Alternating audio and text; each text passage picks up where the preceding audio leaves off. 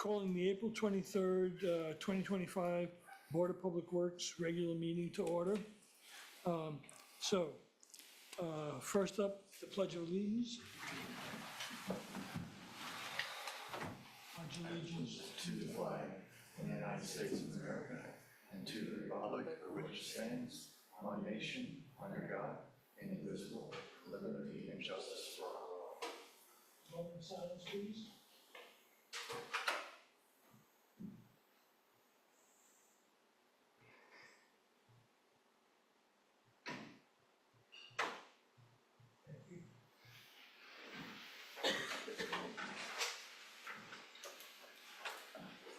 So, roll call. All five members of the board are here. Barbara Curtis, Preston Lee, Richard Nichols, and Bob Heffernan. The mayor is not. The mayor is on vacation this week because it's spring break. And Robin Davis, our general manager, Mike Hoffman, our legal counsel. All right, so first we go to the consent agenda. Does anyone want anything pulled from the consent agenda? May do I have a motion to approve the consent agenda? So moved. Second? Second. All in favor? Aye. Okay. Jeff, receive the Inframark report. Good afternoon. Okay, so last month was obviously an interesting month with the discharge on the 8th. I believe we kind of touched on that at the last board meeting. I'm not sure if we wanted to go over anything else with that. I don't think so. I think we've been briefed by Josh. Okay, Except, I think this includes, there's some fixes that took place in the past month to address the costs. Yes, okay. So let me expand that. So we did an investigation, Inframark, Keystone, our IT department, and is there anyone else in those, Josh? Oh, GMB, I guess, and Viola. And they determined that there were several separate failures, some connected, some not. So the panels have been reworked yes, to address the failures, and we're looking at more long-term preventative actions. But at this point, the plant is stable, and it also is the failure that we had will not happen again. no. I say that, but that doesn't mean that a different failure would occur. Now, was there an overall review on other things too that would be similar to that and across the board through the plants? I mean, That's part of what's ongoing. it's still on. Yeah. So that ought to be like a separate project, because, with some future reporting on, we looked at the water tower or we looked at these control panels and those other control panels are next. And frankly, some of the information we don't want to be done in public. No, I Because this is, a cybersecurity issue, so, glad to provide, some, Just briefly, on that last item that you were talking about as a holistic overview, we have reached out to Veolia. I hope I said that right. And we are working with them to create the program to have that review. But that's just pending right now. Sorry. You're good. all right? Back to you, Jeff. So, other issues, I did get a quote to replace some of the doors for the facility and repair the roof. We've been having issues with leaking, especially in the bathroom. If anyone's seen the bathroom, the ceiling is starting to come down a little bit. So, Is the office building? yes. Yeah, okay, because it So wasn't clear. we did get a quote to replace doors. That is on a per door basis. So if we wanted to replace 1, 2, or whatever number, and then the roof repairs. And I guess Robin and I will discuss that moving forward.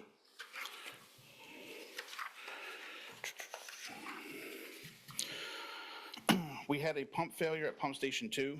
The pump was pulled out, sent out for rebuild, and replaced with a spare. Hills has that pump currently and is being rebuilt, but that is a pump that is a backup for, I believe, 6 pump stations that we have currently.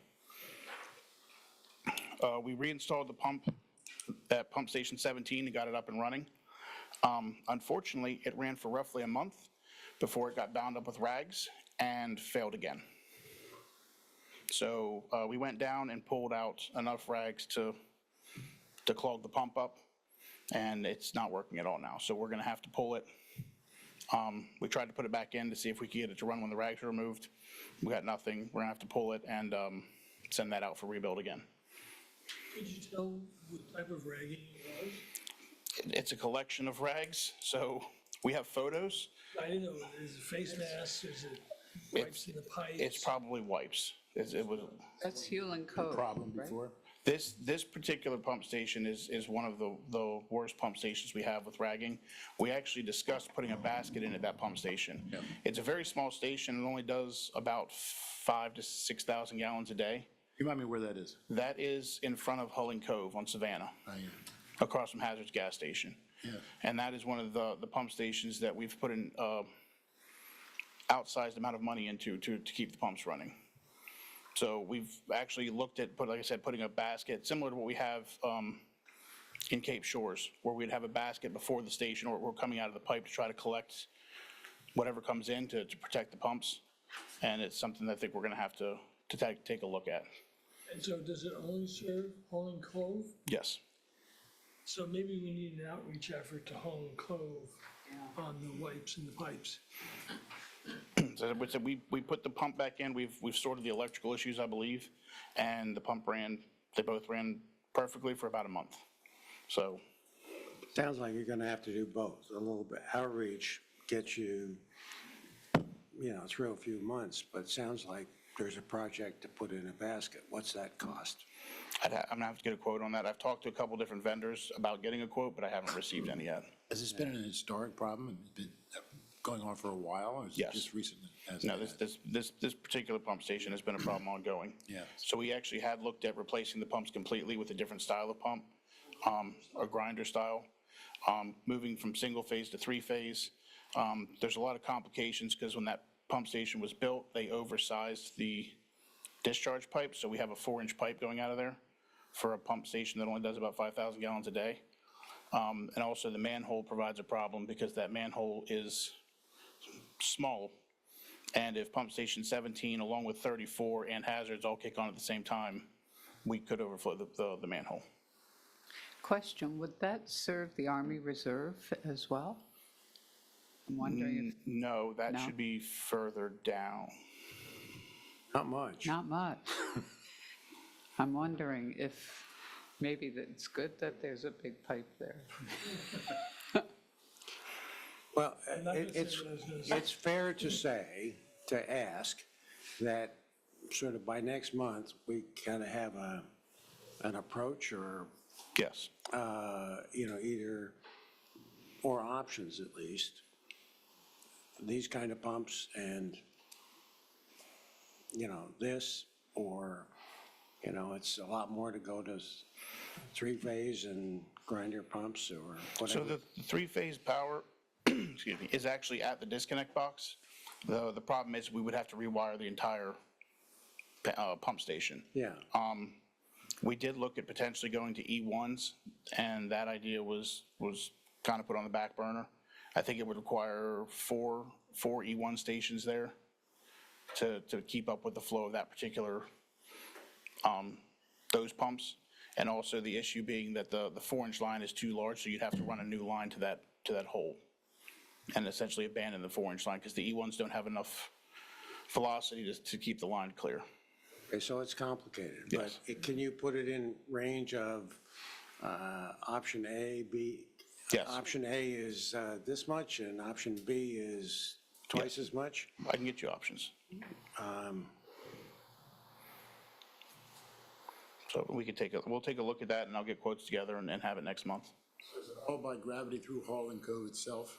It all comes in the Hall and Cove into that pump station, and then it pumps from the pump station in front of Hall and Cove, roughly 50 feet to the manhole off the side of the street.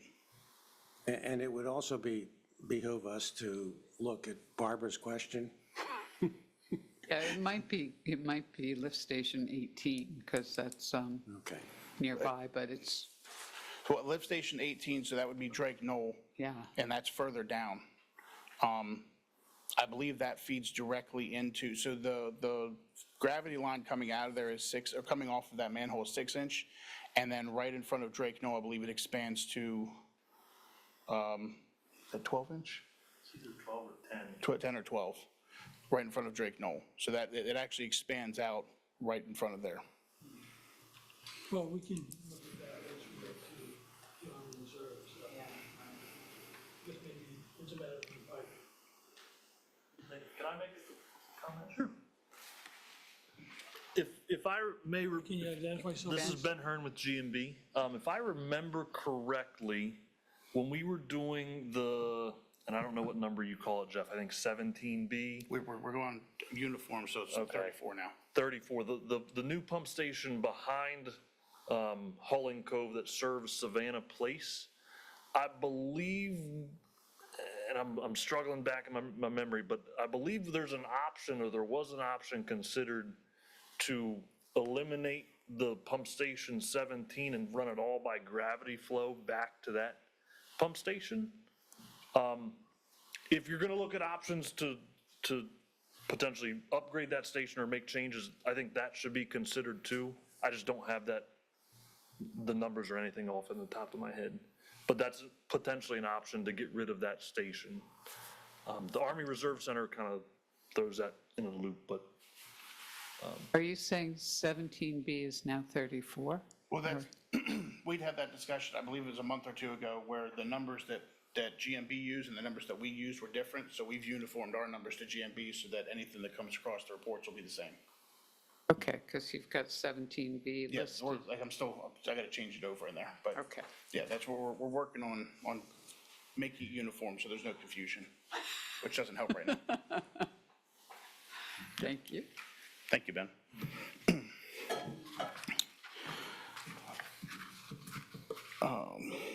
Okay. We also had, we pulled 2 smaller pumps from a pump station on site for the drying beds and the dump pit. And one of those had to be sent out for rebuild as well.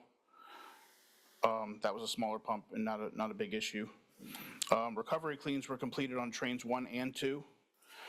Train 3 is currently in process, so we did discover that the gate only leaks in one direction, and it's the direction it's not designed to hold water, so we don't actually have a problem keeping water out of the train, it's keeping water in the train, which we're not trying to do. So, that gate is good, everything's functioning properly. Train 4 is still leaking. I had a call this week with the engineers and with Sherwood Logan, who represented the vendor who made those gates. We're gonna get back down in there. They wanna see it's possible that it's just a bad seal. If that's the case, we could just replace the seals and it could fix the problem. If not, then the gate itself would have to be replaced. On the photos, it looks like it's possible that gate is cracked and water could be seeping into the gate itself. If that's the case, the gate would have to be replaced in its entirety. Question before yes. you go further. The pumps that you pulled in the drying beds, are those the ones that we're not using anymore? No. These are smaller pumps. They're off to the side near the equipment storage building. They're used for the drying bed runoff and anything that we put into the dump pit. So when we pump out the pump stations and we dump the vac truck off, or when the water department dumps the vac truck off, it goes through those pumps and then to the pumps that we have to have replaced and then back to the headworks. Okay. Understand.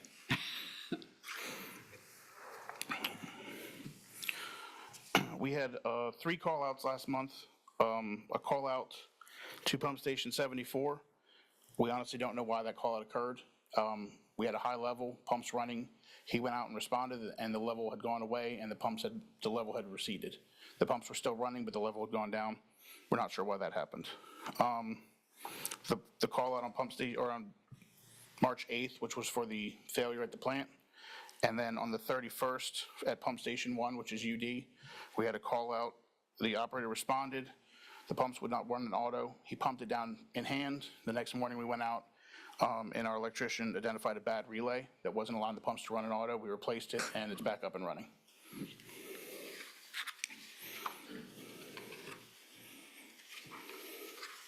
So I think that's it. Any questions? Yeah, just in general, there are several, I think we do a better job of tracking projects. The table that's in here doesn't really work. Okay. I mean, it says priority and estimated complete date, but there's no breakdown underneath it. And like, for example, the train gates don't show up anywhere. And the digester, the replacement of that line and so on, doesn't show up on it. Well, I mean, you could also say that over on critical issues, if they're in fact critical, they ought to be listed somewhere down here. And, you know, maybe there's a category that says, don't have the capacity address yet, but still. So to touch on that, with the critical issues, as far as the spare pump situation goes, I got quotes on 4 of the pumps that we do not have. I also talked to Robin about the potential of, instead of buying backup pumps, if we could look at the option of getting a smaller bypass pump and having bypass connections at these pump stations, then we'd have one universal bypass pump that could run all those stations potentially.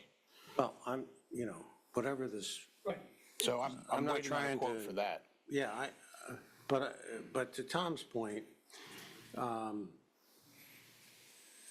you know, they come over here and if that's critical, then I'm worried about it.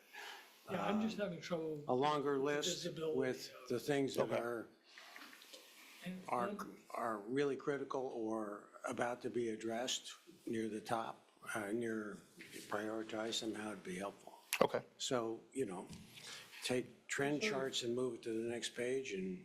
If I zoned out and was writing at the time, what's the next train to be cleaned? 3 is in progress right now. Oh, 3 is in progress. It's in progress right now. And what are you finding on it? Everything looks Better or good. worse? No, the membranes look good. The turbidities have been good. There might be, on train 4, and you won't see it right now, but on train 4 next month, there might be a bit of an anomaly, only because we had a VFD fail that had to be replaced. It's not on this report because it just recently happened, but on next month's report, you'll see that we had a VFD fail. We had the VFD pulled out and replaced, but that took about a day and a half to 2 days. So there was some wonky numbers coming out of train 4. But even without being able to do a clean, we're gonna have to pull the membranes and inspect them. So we'll probably try to have that done before the next meeting so that we have an idea of what we're looking like. But train 1 through 3 have all looked good. The cleaning cycles have been going well. Okay, great, So that's good to hear, so. the Headworks project worked? yes, has been helpful. Look, I had a couple more questions. In the Veolia report, it talks about, in a couple of places, that the turbidimeters may need to be cleaned or calibrated for UF1 and UF3. And are they giving you the benefit of the doubt that the problem's with the meters and not with the treatment? So the meters, and I think we had addressed this last month, we had some dirty tubing that got replaced, but this report actually went back further than normal because we were having issues getting the reports. They weren't, for whatever reason, they weren't being sent out automatically. So this report actually is, I believe, a month and a half, is from the end of February till mid-April. So that was part of the issue with that. Now, that tubing has been replaced, but it tends to get mucky and can cause issues with the turbidity readings. Is that a technical term? Absolutely. And then my other question was, I see that there was, someone's car drove up to Dover to be washed. That was actually, and we already had that, we marked that off. I spoke to Nate about that earlier. That was not supposed to come through on the maintenance cap. That was on our end. It just slipped through. So I Okay. already have that highlighted to be removed. We're going to pull that out. So Why not clean it at the plant? I mean, you've got power washers there, don't I you? have the same question. Okay. I think I know the answer, but just to make sure, on the effluent nutrient trending, the nitrogen has increased, but it did the same thing last year. Yes. Is that just temperature related? Yes. So, and actually, if you look, and I don't know if it shows it on here, it actually went up less than it did last year. Right. So last year, February and March, we were up in the high sixes, low sevens, which we haven't gotten up to this year, thankfully. So it's actually Well, been it's been better. snowing for the Well. last, come on, Jeff. So we did better this year. All right. Any other questions from the board? All right, thank you very much. Thank you. So moving on. Next one is me. So, since our last board meeting, we had a meeting with DP&L, Exelon, about the second feeder, and reestablished relationships. And the woman who's now our contact person, Erin, has been much more responsive. Matter of fact, she's been not only responsive, she's been proactive, like notifying us about the 2 poles that are being removed on Kings Highway. So we're waiting for them to come back with potential options for a second feed.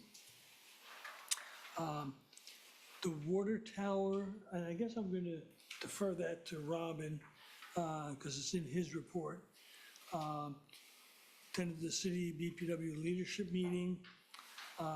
We've had multiple meetings with Sussex County on the Wolf Neck,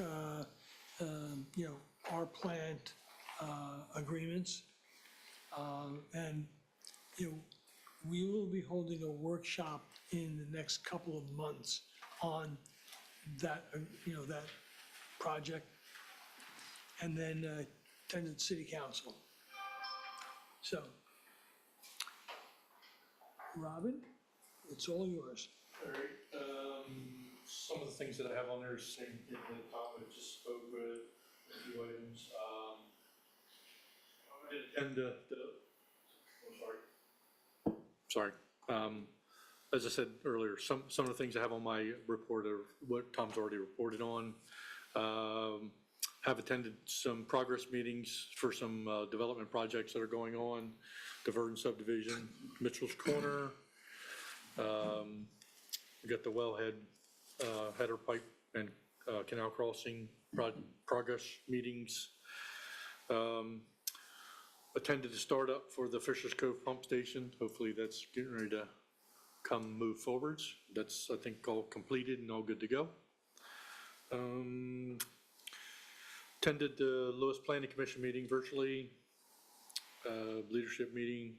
We started our review of the applications for the Assistant General Manager's position. As far as the projects, the canal crossing and the well field header projects, they're basically hopefully coming to a close. They're finalizing the restoration out at Gills Neck right now. They just poured concrete today for the relocated bike path, doing some stump removals and grinding and grading out there on the Gills Neck roadside. As far as the header pipe, all the wells are up and running, back up, all good, tested, great, no problem. So hopefully I think we'll see. It looks like it's really helped because when we did our biannual hydrant flushing, we basically didn't have to shut down any. Normally around 7 o'clock, 6:30, 7 o'clock, the staff has to stop to let the tower refill. It was basically staying, I think Emmett was telling me, around 103 level, so hopefully that really helped. There was a little concern out there at the end of the day with the 6 hydrants running, flushing, low pressure out there at Tower Hill. So we had to adjust a little bit and kind of cut back on all the open hydrants we had to kind of keep the flow going out to Tower Hill. But overall, that went well, the flushing went well, so. Can I ask Ben or you about the header and how much flow we are getting out of it? What we had before and what we were projecting? I don't think we've actually done any type of, yeah. Yeah, Ben Herm G&B, we have not done any testing yet to see the improvements to know exactly what it is. I think it's a good sign here, about the hydrant flushing that they were able to keep up, so. But you're going to do that? Yeah, I think we'll want to get scheduled to do that at some point. And you can do that by pressure drop or flow? Ultrasound? I mean, I think the way to mark the improvement would be the flow. We would also want to check the pressure at the wells, because I know that was one of the bigger concerns is high pressure at the wells, specifically 3, 4, and 5. That should have decreased from what it was at, so. Will you have that at the next meeting, do you think? We'll have to coordinate with Emmett and Eric, but I think, provided their schedules are able to do that, I think hopefully, yeah. That'd be interesting, thank you. Yeah. As far as a couple of bigger projects, the 4th Street, Park Avenue, the Hornkill, and Capes Cove, they're moving along. GMB's doing design surveying for those projects. Everything looks to be on schedule as what was projected, so funding so far doesn't seem to be an issue. We know some of the federal funding has pushed away, but as far as Charlie from GMB spoke with DHSS and DEMEC, and they seem to be all systems go so far. So it looks to be pretty good there. So, Robin, when do you think you'll be digging up 4th Street?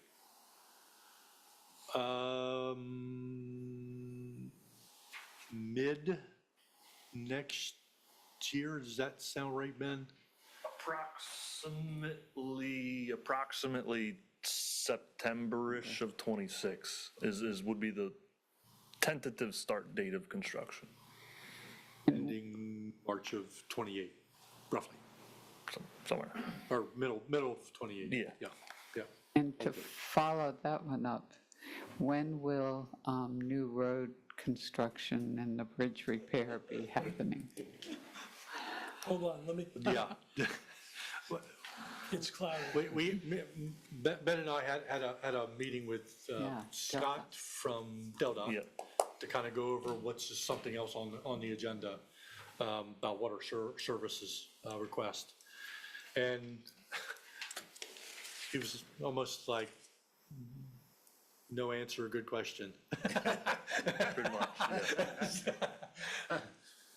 Honestly, yeah, they were still doing right-of-way stuff and. Yeah, they're having to mitigate some wetlands disturbance, and their parcel that they were going to use, that kind of fell through, so they've now had to relocate to a different parcel and go through that permitting effort. So it's hold up the project, but they're not sure when it'll start at the moment. So do we think we'll have new road open when 4th Street is closed, is I guess my question. That's a great crystal ball question. If it's going as it's going, we'll probably have 4th Street done before New Road comes. That's what I'm The way it's hoping. going, yeah, to be honest. It's hard to say because Delta just keeps, Yeah. and I think in this case, they didn't foresee this problem with the wetlands, and that pushed them back a lot, because I think they were pretty close to the end of getting something taken care of, and it ended up falling through, so they're having to kind of go back to square one on that. And will 4th Street be completely closed, or will it be one lane? Do you know how that's gonna, I think the thought was all of it's going to be closed, all of it? but Probably not the entire length at one time, but it'd probably be sections as we go down that it would be closed. I mean, we haven't quite got to that point of design yet and MOT to try and figure out what that would look like, but it'll definitely be a big disturbance. Yeah, this is water and sewer on the opposite sides of the street. Probably. And then there's also stormwater in there that's aged that will probably need to be addressed as well. And just a couple of general notes. Our household hazardous waste is scheduled for this Saturday, 10 to 2 at the Slay Avenue plant, if all want to join. Yes. We got a joint city BPW workshop on Monday, the 26th at 1 o'clock, or 28th. Yeah, 28, Monday. yes. And just for general, there's no need for election this year because nobody's up for election. But in May, we'll have to elect officers. Touch on the water tower? Oh, the new water tower. They have done some site clearing. They had started last week doing test pilings for the foundations. And probably have doing some ordering of materials and stuff that they're doing at the plants and stuff like that, so. Looks And to the be on schedule. completion would be about when? Completion? September 26. Is it September 26th? Okay. September 26th, per Oh, Ben. yeah, that's next year. Not September of 26 is the schedule. Completion, he said. Yeah, September 2026. yeah. Yes. Okay, sorry. I didn't want to be September 26th of this year. Okay. Sorry, Ben. It's the 26th, September 26th. I think that's all I had. I just want to go back one thing. This is Earth Week, so, and there's been lots going on from the different groups. But on Friday, and I can't remember the location, the UUSD, yeah, Universal, Southern Delaware. on the other side of Route 1, there will be a Earth Day celebration. It'll be an all-day event. And Barbara and I will be on part of a panel in the afternoon. And they've asked, Barbara's going to take the lead specifically to cover saltwater intrusion, surface water intrusion, wellhead protection, and the such. And I'm going to be there just to be smiling and look my beautiful self. Another pretty face. So I didn't want to miss that. And there was an event in Wilmington on Monday. So it's a big event across the state. Robin, when the new tower is completed, how will that, if at all, affect the pressure that you mentioned with the flushing, that there was a little bit of it at the end where you had to back off with the flushing? Will that increase or decrease the need for monitoring the amount of flushing all at one time? I don't know about that. I mean, there's going to be more storage in air. But again, with the header pipe, it seems like the one we had was able to keep up. Probably more of the issue out is because of the tower hill. It's on the dead end at the end. So the water's got to get out there, and if the line's only so big, you're only going to get so much. So the storage at the well field, I don't know it could probably help some, but I don't know if it's really going to. I would think, but, because if it's not going down as fast as it does from the one, Yeah. you've got to keep the pressure up longer and for more flow. Yeah. Yeah. I mean, if you're flushing on two different sides of the town, it would help. But because this is Tower Hill alone, we'll have to see. All right. Anything else, Robin? I think so. Finance manager report. All right, in your packet, you have the March R&E, Q4, year-to-date, and cash graphs. For the month end, if you actually look at the bottom line, it shows us that we underperformed than budgeted.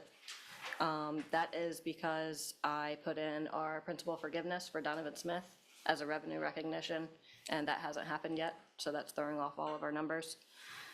If you were to take that out, then we did better than budgeted. There are a couple notes that I wanted to point out. Number one, on line 3, for industrial water and sewer, we did refund DRBA. When they put in that 6-inch water meter, we should have shut off 2 other accounts, but we were double counting that usage in the 6-inch and those other 2. So we refunded that. Line 12, repairs and maintenance for stormwater. Work orders closed and some of the lines for stormwater was under the $5,000 threshold to capitalize, so it got expensed. On line 16, bad debt, we wrote off our uncollectible accounts for the year, which generally impacts electric the most. Number 25, line 25, the gain loss on assets and inventory adjustment, we did our physical inventory for the year, and the adjustments actually came in higher than budgeted. And then in our change of market value, we had a loss of about $28,000.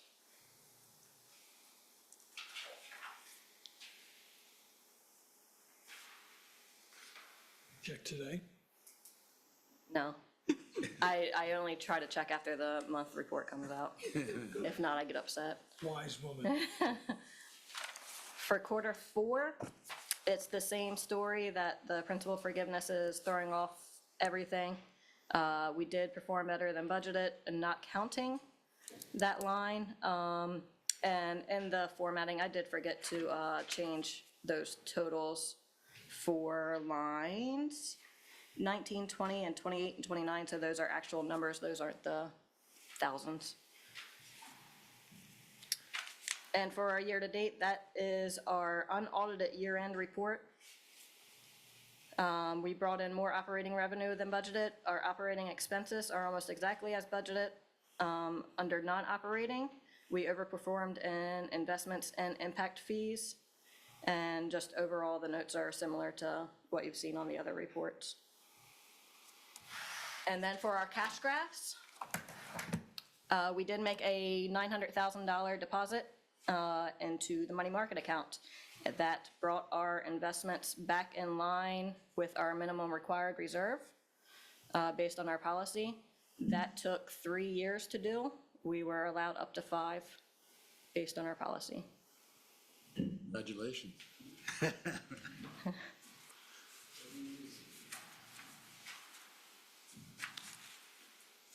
Any questions? What was the total? How low were we? What was the total establishment, you know? I mean, I guess I could look at this graph. Yeah, I only Gotta have a figure year's it. worth though on there. I don't Yeah. have the full 3 years. Well, a short That's survey would say that we raised electricity prices with the surcharge because we got it. And the money we got from that, we spent on purchasing power. So that was a wash, but we pumped more water, probably because of drought and the like, and that helped our operating profit. And that's where most of the operating profit surplus came. And my comments are versus last year's actual, not budget.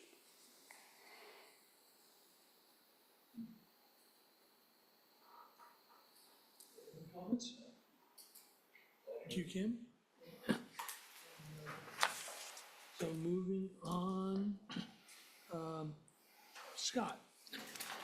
So formal invitation to DEMEC's annual joint council dinner and presentation. Good afternoon, everyone. So if you just introduce yourself and, Yes, Scott Lynch, Vice President of Asset Development for the Delaware Municipal Electric Corporation. I'm here today on this action item to invite the board to DEMEC's annual joint council briefing at the DEMEC Administrative Offices in Smyrna, Delaware on Tuesday, June 3rd, approximately from 5 p.m. to 7 p.m. This is an excellent networking opportunity to meet up with your colleagues in the other municipal members of DEMEC and to hear about some legislative and regulatory updates from our president and CEO, Kimberly Schlichting.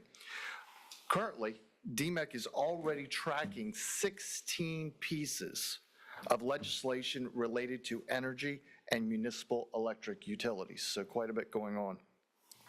Kimberly will also be providing an update on federal regulatory impacts and energy costs. I brought hard copies of the invitation for each of you, and you should have already received an email invitation, so we look forward to seeing you there. So if I may, Mr. oh, you can,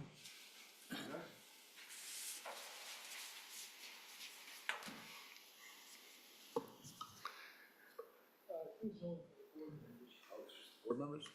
He gets to come. yeah, he. Actually, it's not all the board members. Yeah. Oh, Here, Any more? He's good. Okay. He gets too depressed. Oh, he deserves to.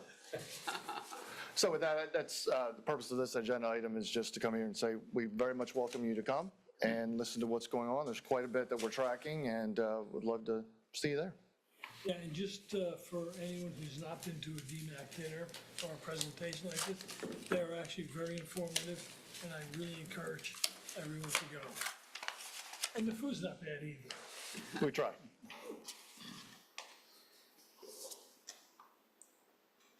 Okay. All right. So moving on to the next item, which is item 9. So we discussed this last month, open forum general discussion on exclusivity with DEMEC and CPower.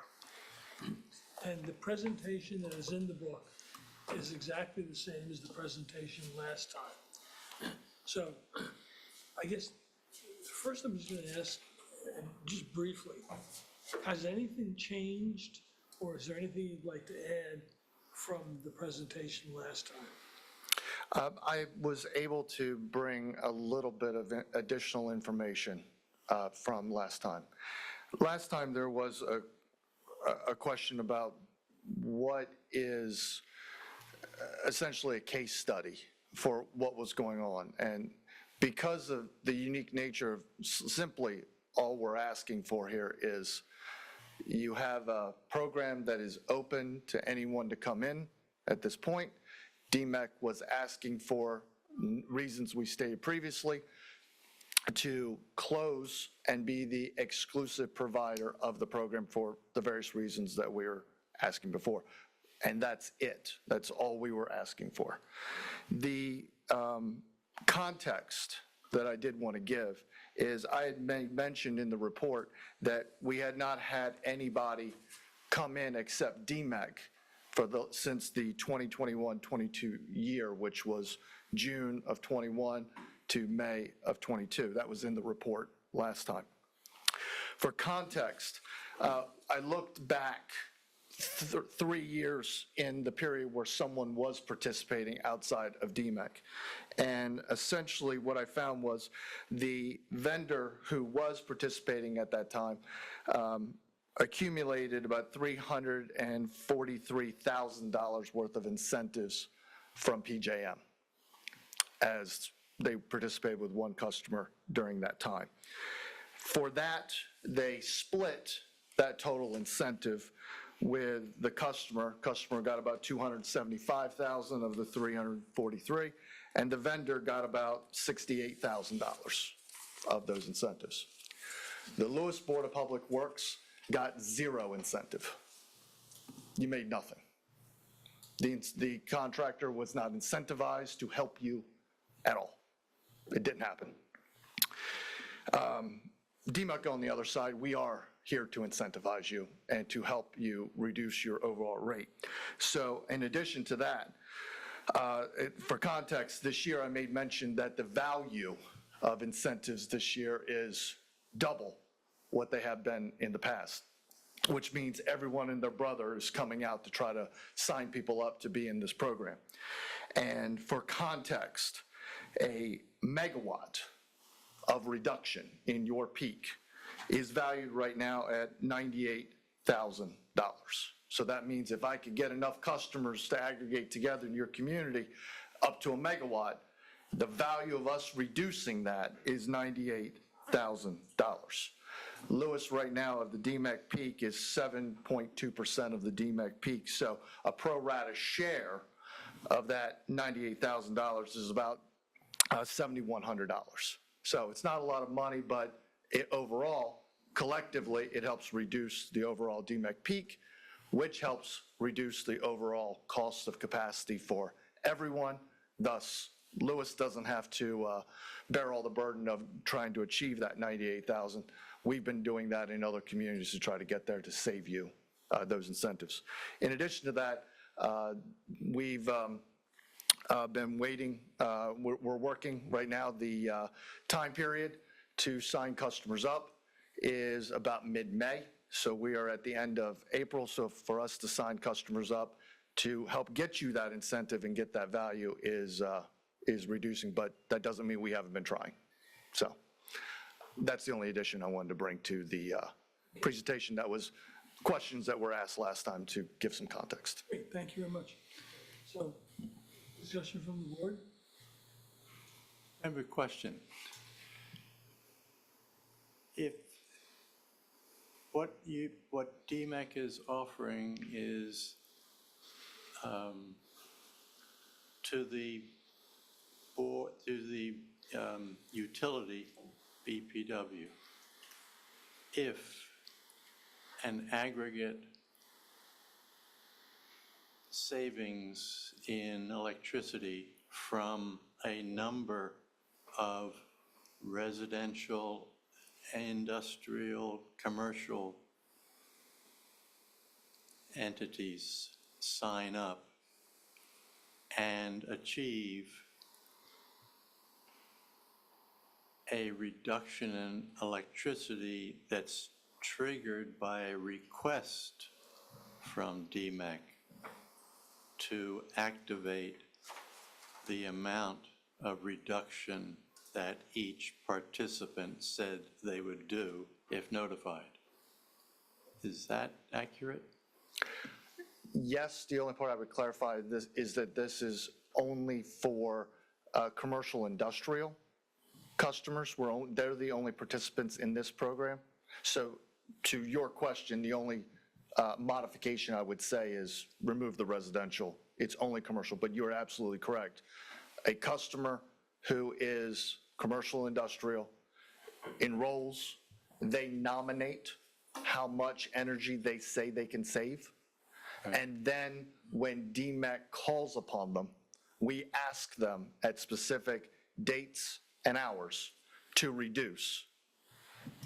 That's when savings occurs. And that's if DEMEC finds it necessary to make those calls. It's not guaranteed that the circumstances that would generate DEMEC's request would actually occur in any particular year. I would say that's half right. Okay. Half right. We work with the PJM regional grid. When they call, that's an emergency event. And for emergencies of events, as I had stated previously, there haven't been any since the Winter Storm Elliott event a few years ago in December. So it has been historically unlikely that emergency events will be called. So in that regard, you're absolutely correct. DEMEC will guaranteed call events every year because provides an economic savings to our members. So regardless, that's the part that sets us apart from others who would come in and try to provide the service. They only intend to help if it's an emergency event, because they don't happen. It's the free money program that I said last time. We, DEMEC, are here to help reduce, to the best of our ability, your cost of electricity to you and your community. So we guarantee you, we will call events. So, clarification. While this program is only aimed at commercial industrial, in tandem with all the discussions we've been having about AMI, that would also then get us the residential side, where we get customers to sign up. It could be an add-on. AMI in and of itself would inform you. Right. It would inform you and provide you the information where you could quantify the impact and time of day when in aggregate people are using your electricity, so then you could enroll and look to enrolling residential level, but on its own, it's informational. Agreed. Yeah. But it can tie into smart home thermostats. And Correct. you could tie it so that it can set the thermostats up or down 2 Yes. degrees. Yes.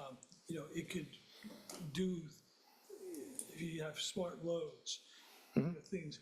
So that portion of it is separate from this, but is the other part of it that goes with it. And in my mind, the two of these together are environmental stewardship.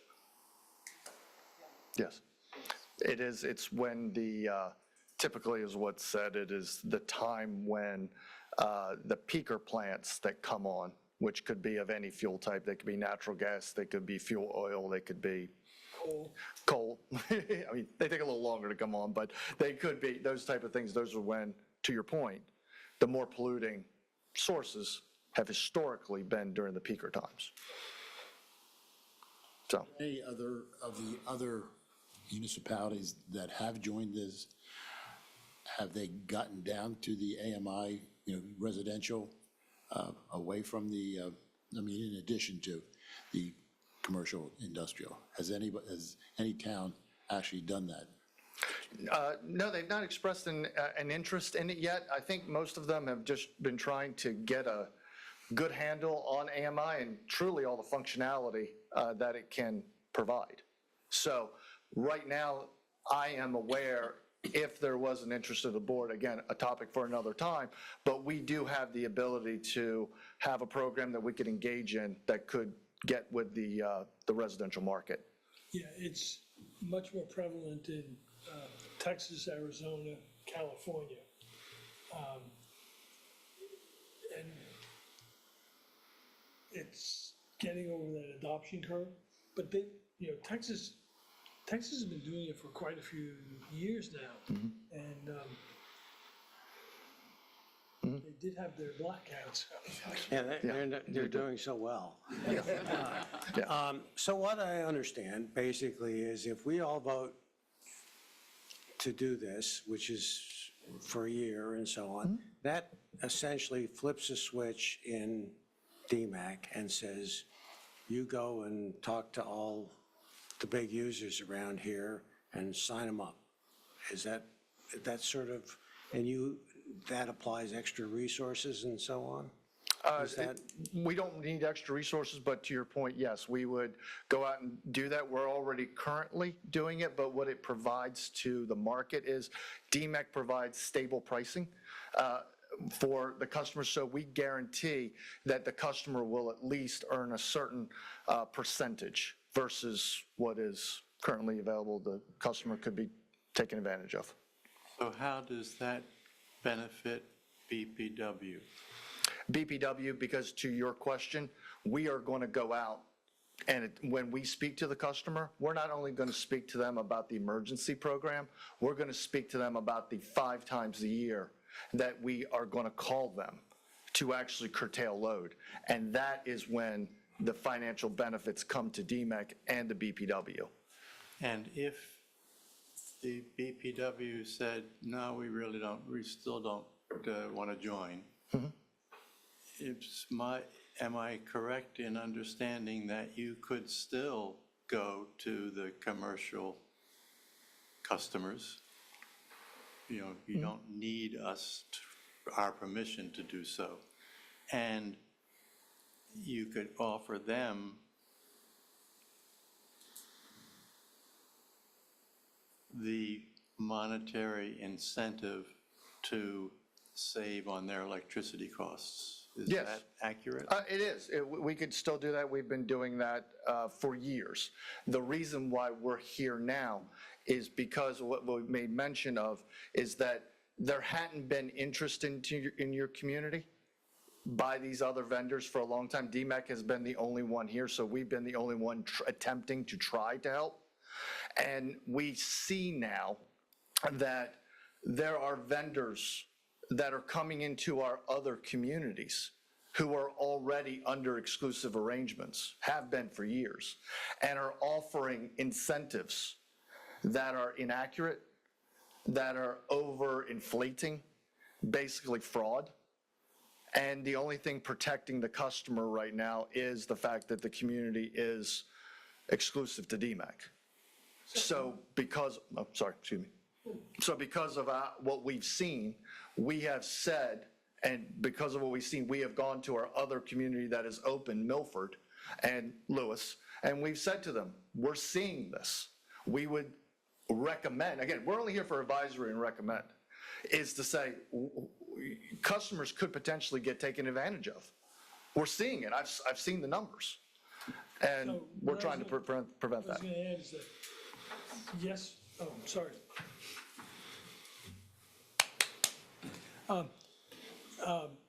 What you said is true. However, there's no additional cost to BPW to doing this. Matter of fact, there's a marginal $7,000, incentive. And it gives them the ability to use our improper on the program and to be able to sell it more. So I don't see a downside to doing this. And you'd like to try it? I would like to try it. So would I. So if there's no more questions, you can call the vote. I make a motion that we elect DEMEC Demand Response Program as exclusive to Lewes. I'll second that. All those in favor? Aye. Oh, Further, Further Okay. questions? that exclusivity that's being granted, does that mean also that the other entities, other companies who are going to have gone into other jurisdictions and promised the moon, that they're not allowed to do that in Lewes? That would mean that they're not allowed to, and if if the vendor reaches out to us, we would reach out, we would say to them, we have board action from the Lewes BPW that the BPW service territory is exclusive to DEMEC. We're happy to take, they'll identify who their customer is, and we would reach out to them and say, we're here to help you. That customer is no longer able to help, and we will help you. So what is implied if we say, yes, you can have the exclusivity, is that we would give you the list of our commercial customers and you would make the contact with them we take it over. And provide us with the $7,000 or whatever it turns out to be.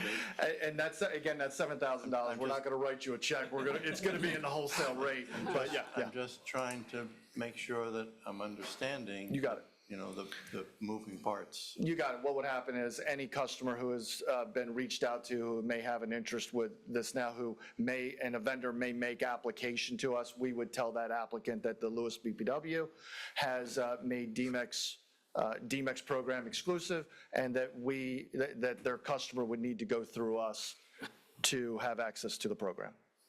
And you really asked for 1 year of this, correct? That's correct. There's just 1 year. You report back to us annually what has happened? Yes, we do at the, I'm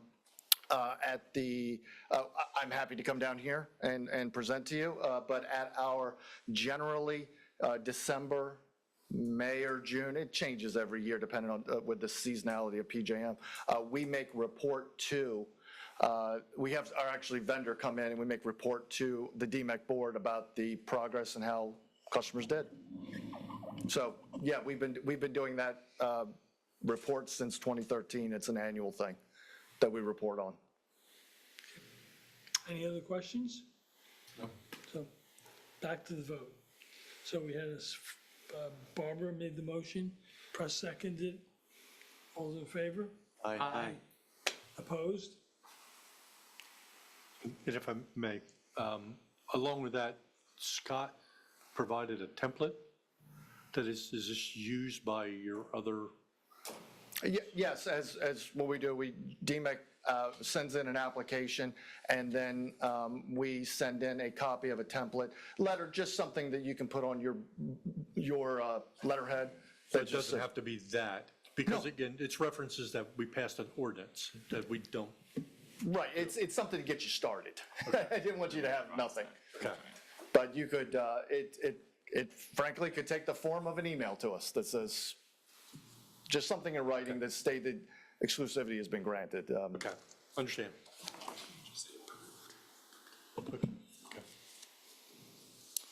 Okay. Thank you very much, Scott. Appreciate it. And we'll see you in June. In June, yes.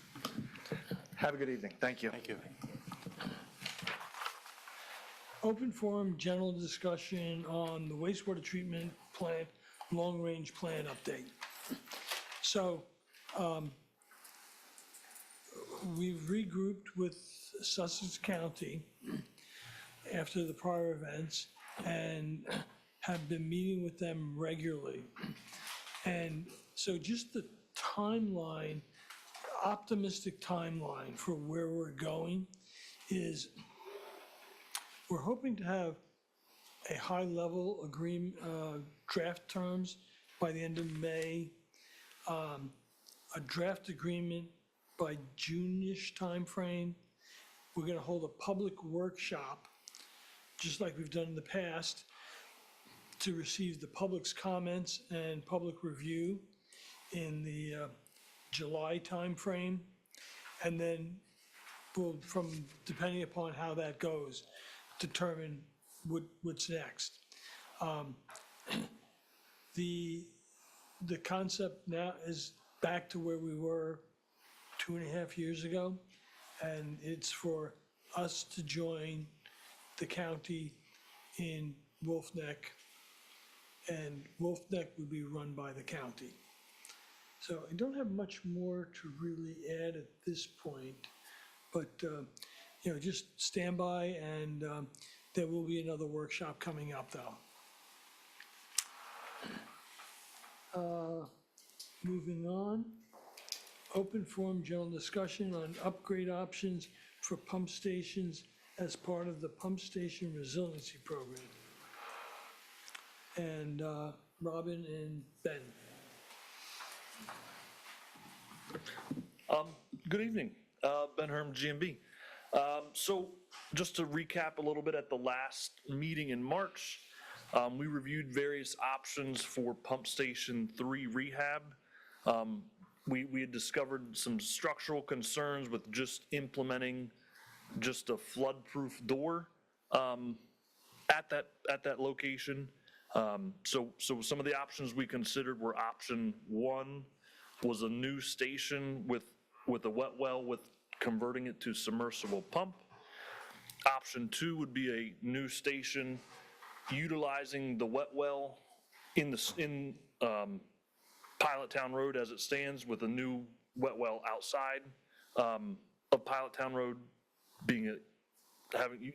considering that a combined wet well system with submersible pumps. And then option 3 was flood-proofing the existing building to maintain operations as kind of status quo. During that meeting, we were asked to review some items that we wanted to come back and provide you an update with. Number 1 was considering the use of a package station, which I'll get to after I get through some of these other items. Number 2 was reviewing easements and property acquisition at the site. So we did some research, and kind of late breaking, I was able to find a document, a deed, or a plot that showed a parcel existed for that land, or where the station is, along with, there was a maintenance easement around that entire parcel.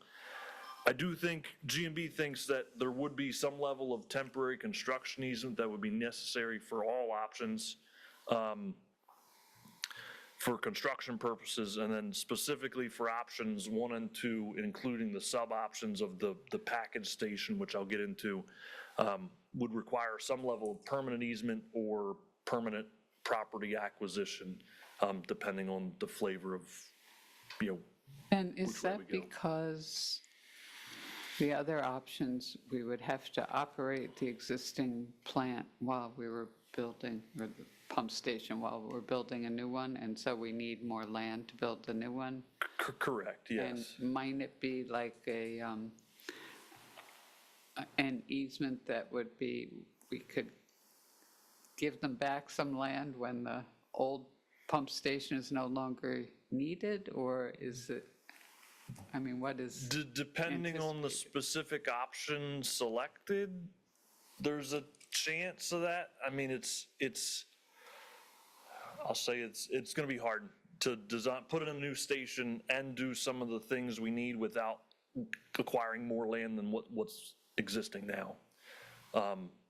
With having the generator needing to be flood-proofed, as well as the electrical controls, that requires some land and specific applications to get that up, protected or up above the critical elevation.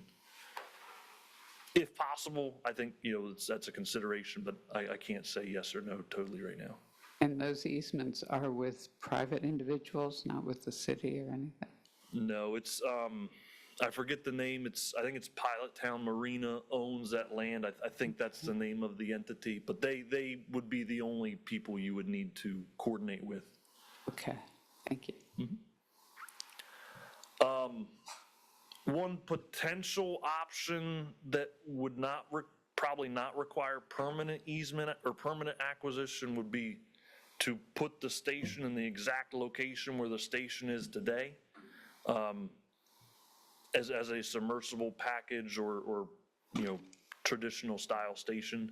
That would be a very expensive option, because you would need to bypass pump the entire time that you're demoing, entire time that you're building a new station. That's not to say it can't be done.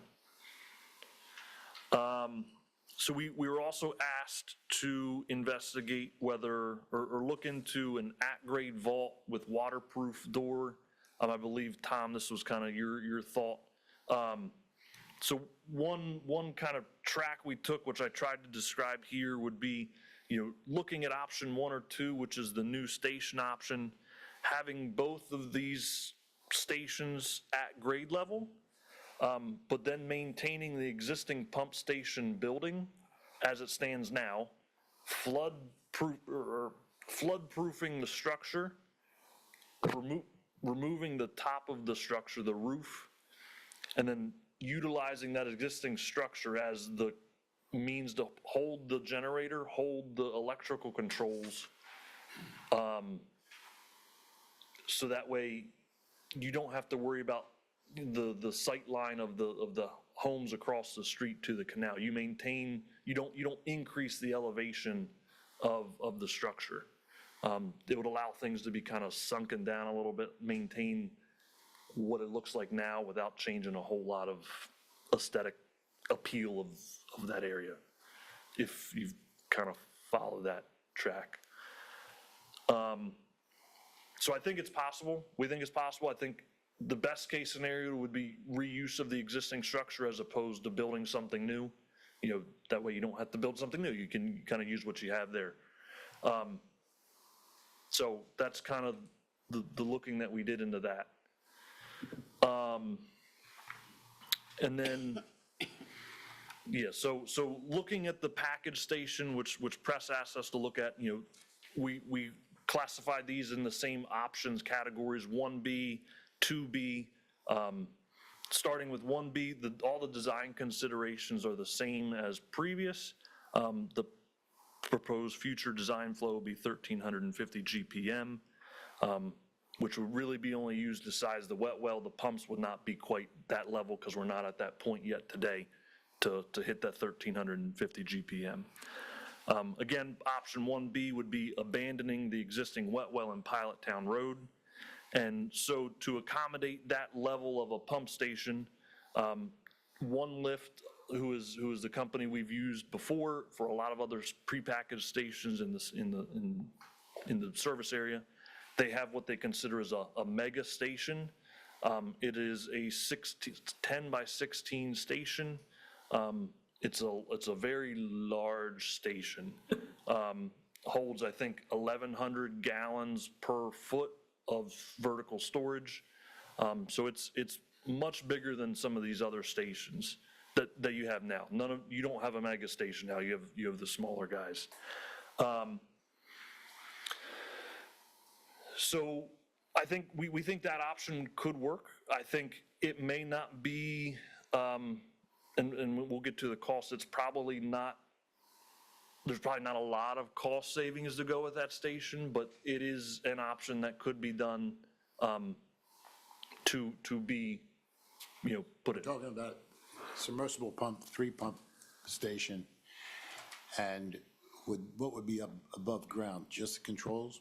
Correct. It would just be the controls above ground, whether that's in the at-grade vault, on a platform, on some level, along with the generator. Everything else would be below grade, or at grade, well, below grade, and then you'd see the hatches at grade. Right, sure. Yeah. So we think that could work. We think it's an option that could work. It would probably be set up for a triplex station. Probably wouldn't necessarily need a triplex station to start with, which is 3 pumps.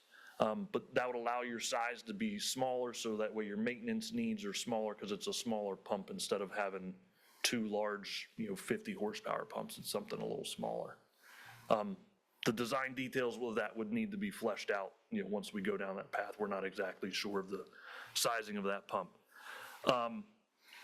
The advantage to a one-lift station is the integral valve vault. This could allow the station to be built totally independent of the existing station, keep the existing station in operation during the construction time, and then there would be a short time of bypass pumping to connect the new station to the existing piping to make it all work. That's the advantage of that type of station. Is it also easier to maintain? Are there other advantages to the, Probably not much. I mean, no? I can't imagine what the advantages would be over, a built-in place. If Yeah, basically I the would- same things. I would agree. There's not a whole lot of advantages. I know Inframark has made some concerns known to us about the integral valve vault not allowing them to fully see and clean out the wet well, just due to hatch location and where the bottom of that valve vault is inside of the wet well. Some concerns there. I don't know, I've heard much else from them regarding that So besides. the mega station, where is that manufactured or fabricated? Well, let me ask, rather, I don't need that detail. Is the price include transportation? Yes. Oh. Yeah, the price would be delivered to Then Pilot Town, yeah. Yep. Unless it's coming from China. Right, or one of those other places with big tariffs. Right. Yeah, that's a dark horse that, would need to get fleshed out further down tariffs and how that all impacts that, but I looked at, the videos online about the installation, and that's really cool, but, yeah, the advantage is it's quicker for installation. Everything comes, we'll say, pre-piped, there's minimal connection internal to the pump station that you need versus a traditional station. The contractor comes in, digs in a large, circular wet well, and then another subcontractor comes in and installs the guide rails and the pumping, and then somebody else comes in and puts in the pumps, and, it adds a little bit of time to the overall project. So for option 2B, which was where we maintain the existing wet well in Pilot Town Road, but then we have what we'll call an equalization pipe to a smaller station offline that would be utilized to house the pumps to make it the submersible station. Based on the design assumptions and the intent to try and keep that smaller, the biggest station that they have without going to the mega station is a 6x11. We'll call it their medium station. I don't know that there's a specific name for it besides that. But with the sizing of the force main discharge pipe and the pump size, we're not very confident that it would house the pumps that it would need, that station would need in the future. So kind of for those reasons, we don't think that's a feasible option to go with that style pump station for that option. I think a traditional style station could be designed because it's cylindrical instead of oval, with the pump arrangement down in the base. Why would you put the pumps in the existing location? What I was thinking, just use that as a wet well. Gut it. The existing wet well? Yeah. Gut it and put the new facilities, where the vault is now. Put the can facilities there. Just use that as a wet well. That would minimize the size of the wet well in the prefab unit. Why would you? I think the idea was if we can get the new part of that station out of the road, it allows for easier access to pull the pumps if they're submersible pumps. Well, I guess that's what I'm saying. Put the new pumps on the existing land where the fault is, okay? Just use the existing wet well as additional storage. And minimize the storage on land now, because you don't need all that storage, because you're just using the old pump station. So your pumps would be, easy to access. Correct. Tandem wet wells, basically. Yeah. Yes. Yeah. Correct, that is correct, but the issue is the sizing of the pumps. We don't believe, along with the force main discharge piping, that it will fit into that smaller 6x11 station. The pump size and the eccentric, the piping inside, we just, based off of our preliminary looking, do not feel it will fit into the new What I was thinking, land sized. couldn't they fabricate it so that you could have a 3-pump station? So they only offer certain lines and sizes of that station. So there's the smaller one, and I forget what that size is, but there's the medium, which is a 6x11. And then there's the large one, which is the mega station, which is the 10x16. So in their prefab line, that's what they offer in size-wise for the prefab station. But it still seems like option 3. Well, first let me ask a question.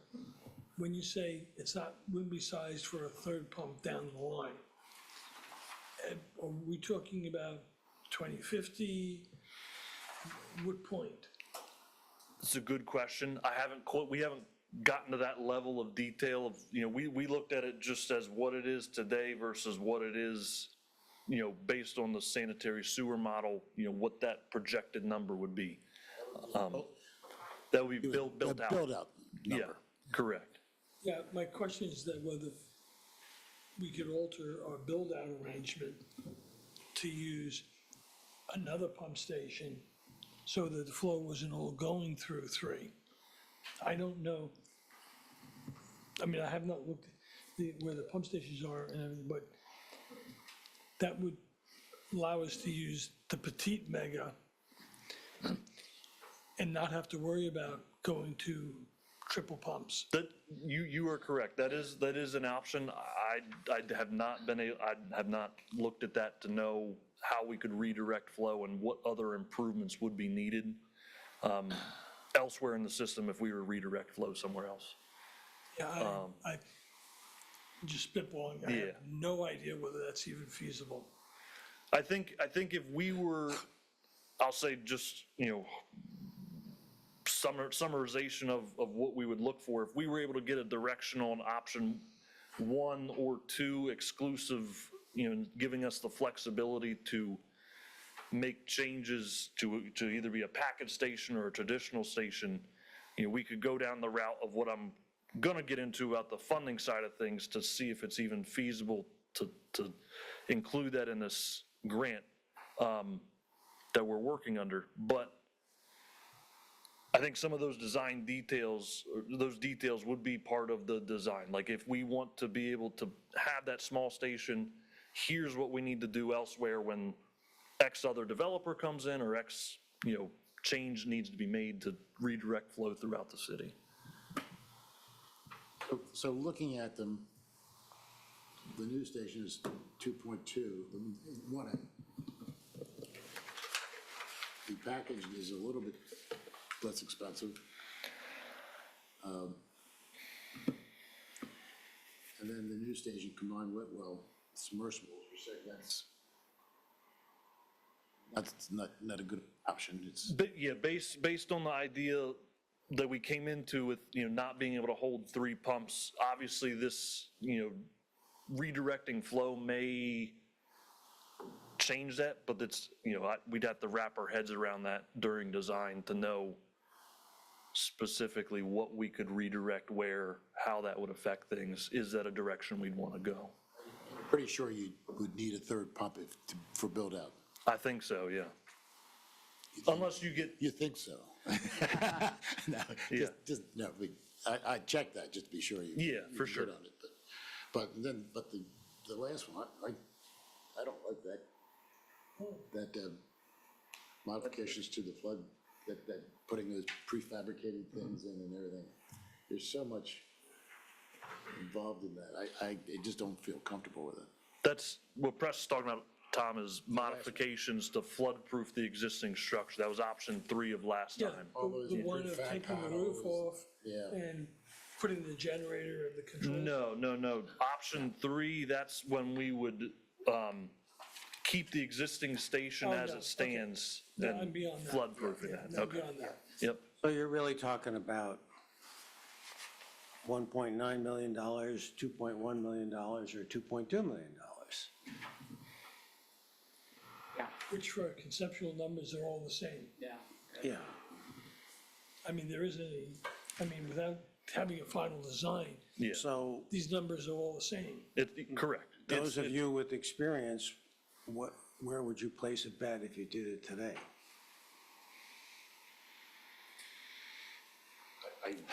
They're so close, I mean, it's, No, I mean, these it numbers. sounds to me like your package option is pretty good. Yeah, I think so. I mean, the fact that you build it off-site and then have a short period of time, relatively short period of time, As long install. as we don't need a third pump down the line, and we can just do it by design No, the mega, elsewhere. I'm talking the mega, this is Oh, the the mega. mega one. This is the mega. Oh. 1B is the mega, right? Correct, Keep yes. things.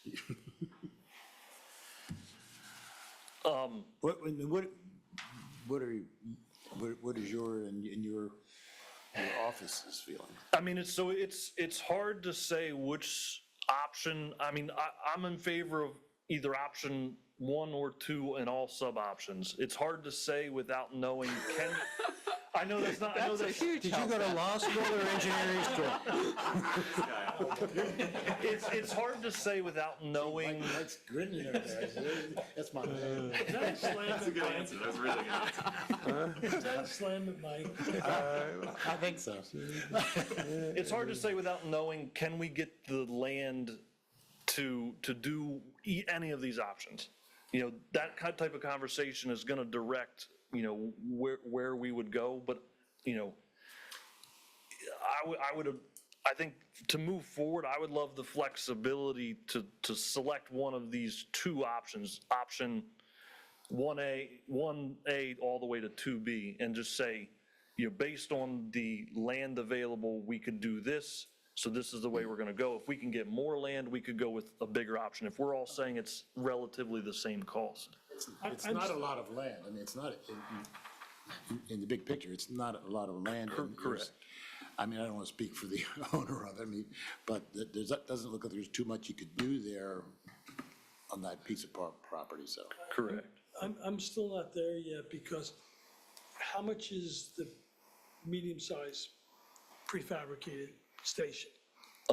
So we got pricing, I think this is just for the structure itself and piping inside, not the installation cost, but it was, the large station was approximately $600,000. The smaller station was approximately $200,000. The small station is, The medium station. the medium station? Yes, the medium station. Oh, I'm sorry. So you're talking about the mega station was how much? Approximately $600,000. And the medium And the station? medium was 200. That's not installed, that's straight, That's like just- material But cost. there's a $400,000 cost difference. Now, that to me is, if you could do the medium station and other workarounds, that is materially significant. I don't know, Press, how you feel about No, I mean, I agree. I mean- you could actually put it, the smaller one in and leave room for another one. It'd still be cheaper, I guess. Down the line. Down the line. Or And you might not, reroute- you may never need it. And I'd or like to, reroute. I'd really like you, this is kind of early in the game, but really fine tune whether the two pumps could do it, because if two pumps could do it, Yeah, get over. I 100% agree with you, Press. With, you know, that's, some of that, design details we have not been able to get into. Yeah. I know I'm asking low-level questions with, Like, that's where I'm coming from. I'd love to get, you know, just a direction of, you know, we don't like option 3, we like option 1 or 2. Figure out look at this holistically and say, okay, if we were to go with option 2, we would need to do X, Y, Z. Here's what we think that would cost. And then if we wanted to go with option 1, you know, we don't need to do X, Y, Z. Here's what, you know, that would cost. But we would need to get more design details and into it to really know how to give you a better tight number on that. So my gut feel is that we should pursue 1B, but break it into two options. One is the mega station, and the other is the medium station with what the workarounds would be for the long term. And that would give us an apples to apples comparison. you were suggesting keep going with all three, is that? I mean, personally, yeah, you know, we're looking at this at such a high level, like some of these design details of the depths and things of that nature could have, you know, the dewatering, I don't, you know, obviously the water is right there, but the dewatering, the deeper you go, the more cost there is to that.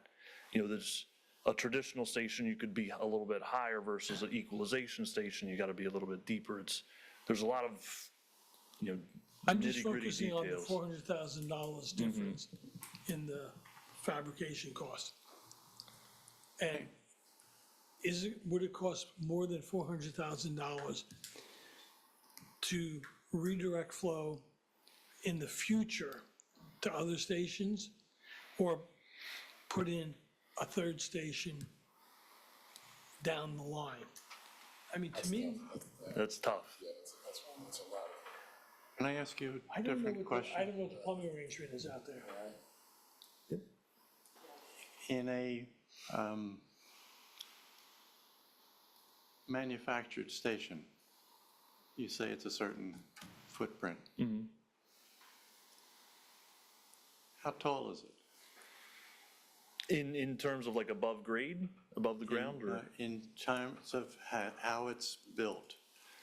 So Is it each, built on like just a platform with equipment and it sits down into something or on top of something? Or is it three-dimensional box that has things in it? so there's, I guess, 3 different sections. So there's the base section, and that has, you know, a lip around the outside. It's just kind of a cup that holds the pumps. There's the middle section, which could be multiple different sections to get you the height or the depth that you need down for the gravity sewer to get into that station. And then there's the top level, which it holds the integral valve vault and with hatches. So the But most of that, pre-built station is still going to go down into the ground Yes. because it must go down into the ground to connect to the existing piping. Correct. And existing whatever. Correct. Yes. Infrastructure. Correct. And does it fit in the location and size of the existing station, which is going to be demolished? Or is it sit alongside and you fill in? So depending on which option we go down, you know, we would need, if you put in a package station, You're coming in with a package station and the other guy's still working. yeah, Okay, how does that switch take place? in that case, you would need to have your own land off-site from where this station is. And then, you know, I don't exactly know what that footprint would look like, but you would need to have that, you'd Right. build that whole thing. And then there would be a course of 2, 3, 4 days where you had to bypass pump, connect the piping from that new station to the piping of the old station, exterior outside of that building, and then turn on the pumps and you're good to go. Richard, you understand that most of the things are underground. Well, that's what I'm All trying to. all you're going to see is the control panel. And it must be underground. They're submersible pumps, and the valves are down there too. They're like our smaller pumping stations that you see, you know, that have hatches on them. It's kind of the same thing. That the valves are there and everything is there. So all you would see basically was the control panel that was above grade. Yeah, it would have been nice if we had some graphics. 3 to 4 days to make that transition from above ground sitting new, fabricated plant to demolishing the old plant, digging out and setting the prefabricated into the ground? No, this would be totally built offline. So your existing station, the wet well, the building that's there would be operating by itself, independent of our construction activities. So it's like next to it, let's So it's say. next to it, we dig down, Down the we same- excavate, put Okay. the pipe, put the Got it, the okay. wet well in. And then you change over and now you can fill in where that old station was. So you're just swapping the real estate, in effect. Correct. To a slightly different location. Correct.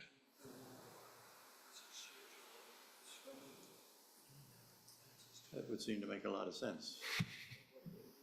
I got a star next to 1B on my page. Okay.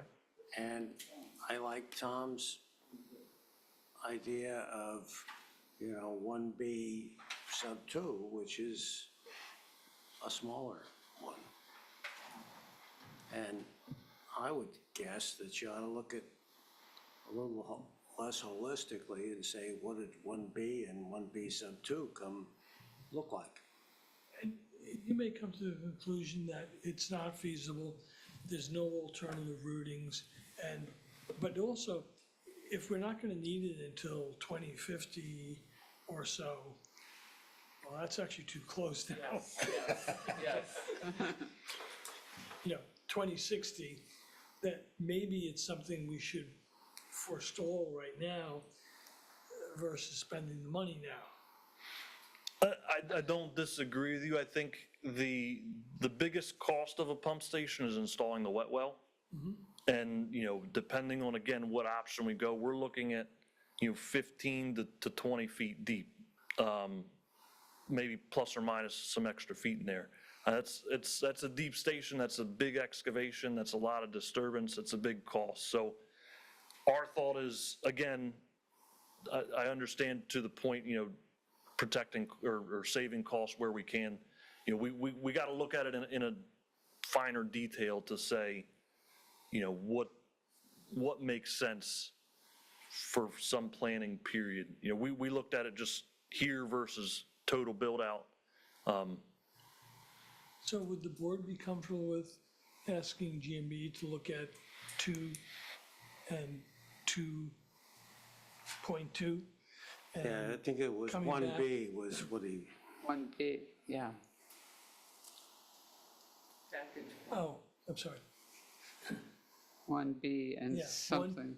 And 1C, It sounds like, whatever. it sounds like to me you're comfortable looking at 1B and 2B, but 2B would be caveated that we would need to redirect flow somewhere.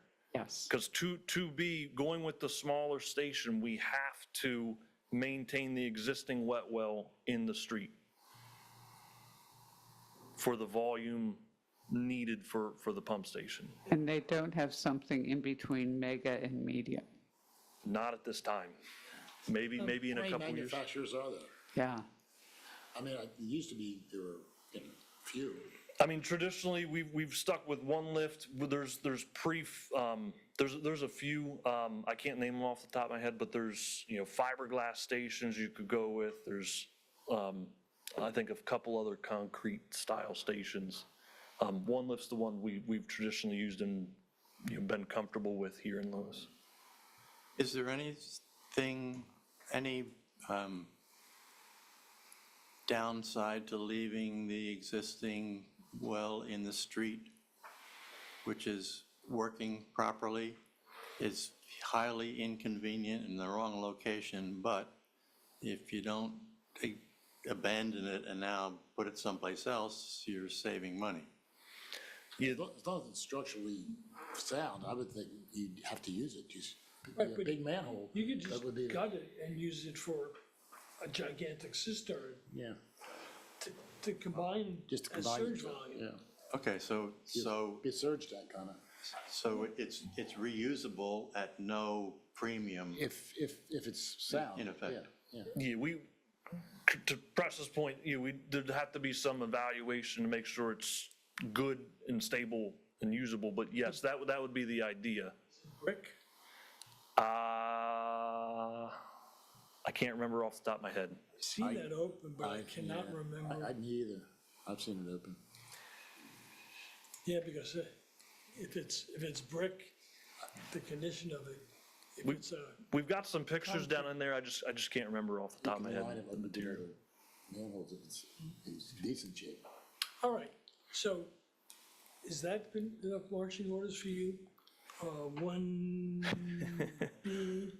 or 2B, looking at Not to be. Definitely not As 3. You question. can forget 3. whether it's nobler to die. So I think I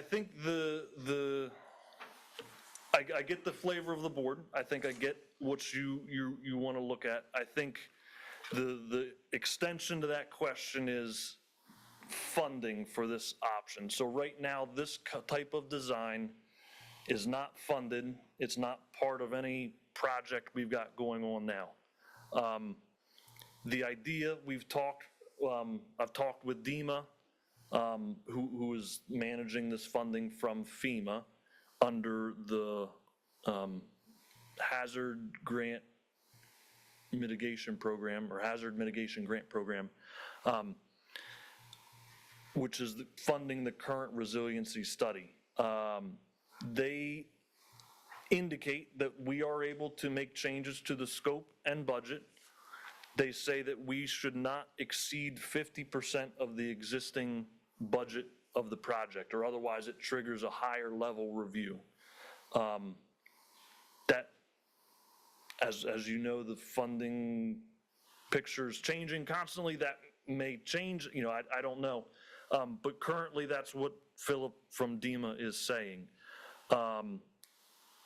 He says that basically we should write up our proposed changes to him to the scope of that project to give for him to review, and he'll give us, an indication to go forward or go a different direction. I think with knowing what direction we want to go generally, I feel like we could draft that email to give to him to see what he thinks. I guess the longer range question is, if that funding doesn't come through, do we still want to move forward with something on this station, or does that get delayed to another time? Kim says we recovered our reserve, so He wants to delete them already. So, I guess, I don't know, we can make a decision at this point. Right. Funding is so fluid. right. I would say we should attempt to get this funded under that grant program. Yeah. I think that's worthwhile. Yeah. I kind of recommended on the page 3, kind of my thoughts of what that looks like. We're thinking the cost for 1A, 1B, 2A, 2B, each of those, not collectively, but, to design one of those options would be in the range of like $150K, our costs. Again, high level numbers, but to not exceed that 50% level of the existing grant, which is $250K, we'd have to stay under $125,000 change to the grant program. My proposition was, just for round numbers, would be going to them for an additional $115,000, which is about 46% of that original grant amount. That could be, again, in an effort to maximize the funding you guys receive, that if that won't pay for, say, 100% design drawings, but that could say, all right, DEMA, we're going to give you whatever percent, 90%, 60% drawings funded under this grant. The board will fund the rest of the amount outside of this grant to get to 100%, just to kind of maximize the dollars you get from them. I don't know exactly what that looks like, what I think in general they will agree to that. They've a percentage level drawing, not a finished product drawing. But we'd have to kind of flesh that out with DEMA a little bit more. So Ben, if you're saying 150 each for each of those 4 options, but we're down to 2 options that we want to pursue, so that's $300,000. How much of the $250,000? No? No, I may have misspoke or categorized that, to pick a design and go with it, it's 150. I think we could look at 1B and 2B in that number. It's not, a collective $300,000 to look at that type of an option, Okay. if that makes sense. And how much of the total grant do we have left? I think we're about 56% through the existing grant amount, based on the quarterly report we sent back in earlier this month. But part of that work, and I don't have the exact breakdown, but part of that's for the resiliency study for the 16 stations and the report for those 16 stations. The other piece is for the design of 3, 4, 5, and 8, which, we're proposing to alter the scope of the work to pull some of that money back from those items and potentially apply it to Pump Station 3. I can't give you an exact number on what that would be. because Pump Station 4, at that station, we were just looking at a roof replacement and window replacement. That work, design-wise, has already been done. Pump Station 8, we've kind of pulled back, held on to moving forward with that till we kind of figure out the larger plan with the treatment plant. Right.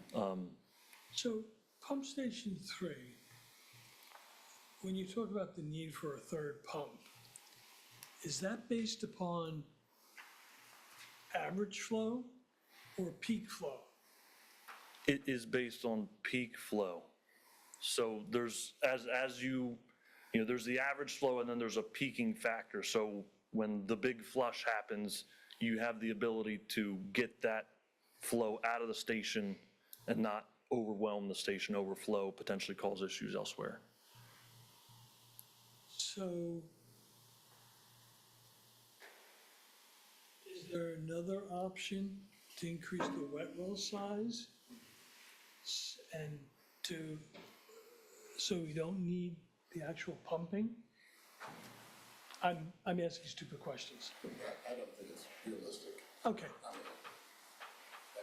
Press says I'm stupid. I never said that. No, I'm joking. I should not be doing that. But, no, it just came across as, if we had, obviously if we have a large enough wet well, the pumps can be smaller, but. Yeah, I mean, that idea, your pumps will be running more constantly. Your sewage could potentially become septic, cause odor issues, more issues down the line with hydrogen sulfide gases. Using, if we kept the wet well in the street, Which we should, yeah. does that help out with the peaking factor? Yes. Keep the pumps in it? No, but you now have an ancillary wet well. Yeah. I mean, it does to a degree. We're talking about doing that, I think. But I'm saying, does it eliminate the need or postpone the need for the third pump down the line?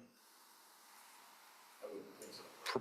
Yeah, Yeah? I would say probably not. Okay, I mean, the I'm name a of the game nuclear is engineer, getting remember. the flow out and to the treatment plant to get treated. You don't want to hold it too long because, again, it can turn septic and become problematic. okay. Time at the Super Bowl. That's when all the flushes are. Stadium down here? Okay, Okay. so you have what you need for marching orders right now?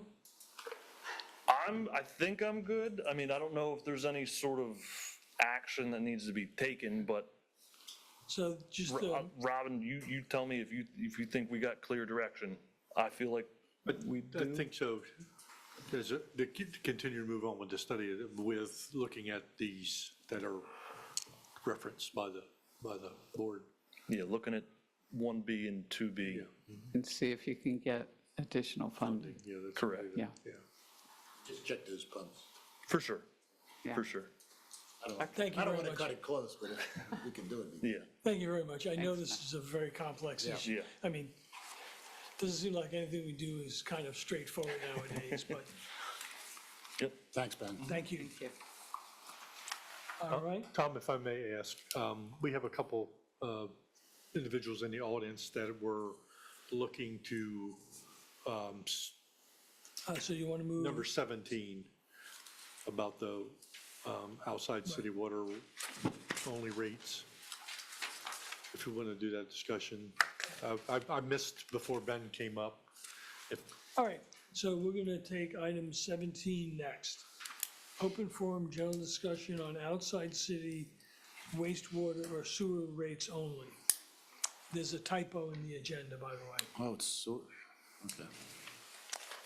So it's And so Robin, why don't you lead it off and, But I think this came about from a, yeah, so we've had several contacts from outside, from customers of ours, asking for two different options. One of them wanted to be able to use their existing irrigation well to supply domestic water to their house. And the second one was to install an irrigation well inside the city limits. So the first one is outside the city limits, but in our service territory. The second one is inside the city limits, and they want to install an irrigation well. We have a prohibition against, correct me? Yeah, I think the two individuals, one of them was in Schofield and one of them was in Tower Hill, so both of them are outside city. So we're charging, they're getting charged outside city rates. There was some questions, one of them about the fees that we charge. If it's possible to give any relief on the current fees or how we structure our fee schedule. That's been addressed in the past, how we do our rate studies and things like that. As far as the using, one of them talked about, at Tower Hill, the developer installed a irrigation meter for the lots. The charge that, we charge for the irrigation, which is less than what we normally charge for regular water for domestic. Since they're outside the city, they do not have to use that. They can request through the state to get a irrigation well. To kind of go back on the irrigation well again for the one on Schofield, they were asking that can they use their ag well that they have to tie into their water for their domestic. And that's not allowed by the ordinances that we have and the policies through the city and through our BPW policies. Okay, so take them one at a time because they are different. And I'm not sure, oh, sorry, Bob, I don't know if the ladies there are here speaking specifically on those two properties or another in general. I think the one was just most recent with the, I'm here because I'm from Tower Hill and. So, excuse me, if you can come up to the mic, identify yourself, Right. and, And Lori Shupin from Tower Hill, speaking on behalf of many of my neighbors. We have a development going next to us, and it's Black Oak, and they are tied into Tidewater. Tidewater's surcharges for a 3-month period are $68.34 for the water charge, and they have a surcharge of $239 and a line quality of $23.97, which is $94.70 over 3 months. We in Tower Hill are being charged, I just looked over my bill, $128.25 per month, which is outrageous for water. I came from New Jersey, we paid by the quarter, and my bills weren't anywhere near. So yes, there is a problem in my neighborhood with the irrigation. The costs of your water charges are phenomenal. We didn't ask to be put into Lewes BPW. Tidewater would be ideal for us because, it is an expense. Just off the top, my water bill was $149, of which, $129 was just to have the water connected to our home. So there has to be either something that has to be reworked, that it's highway robbery right now, that you're charging our development. And I'm sure that there's not that many other developments that are outside of the city limits. And the water charge is crazy. If I get our development together and Tidewater's 2 acres away, I'd rather tie into Tidewater if possible to pay quarterly. The yearly charge on Tidewater would be $378.80, where you're making $1,539 on Tower Hill per house a year. So right there is your reserve fund that just got met because Tower Hill has been in for 2.5 years.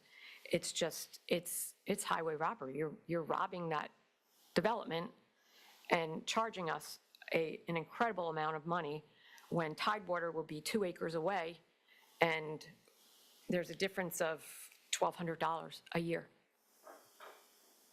Probably about the cost of city taxes that you're not paying.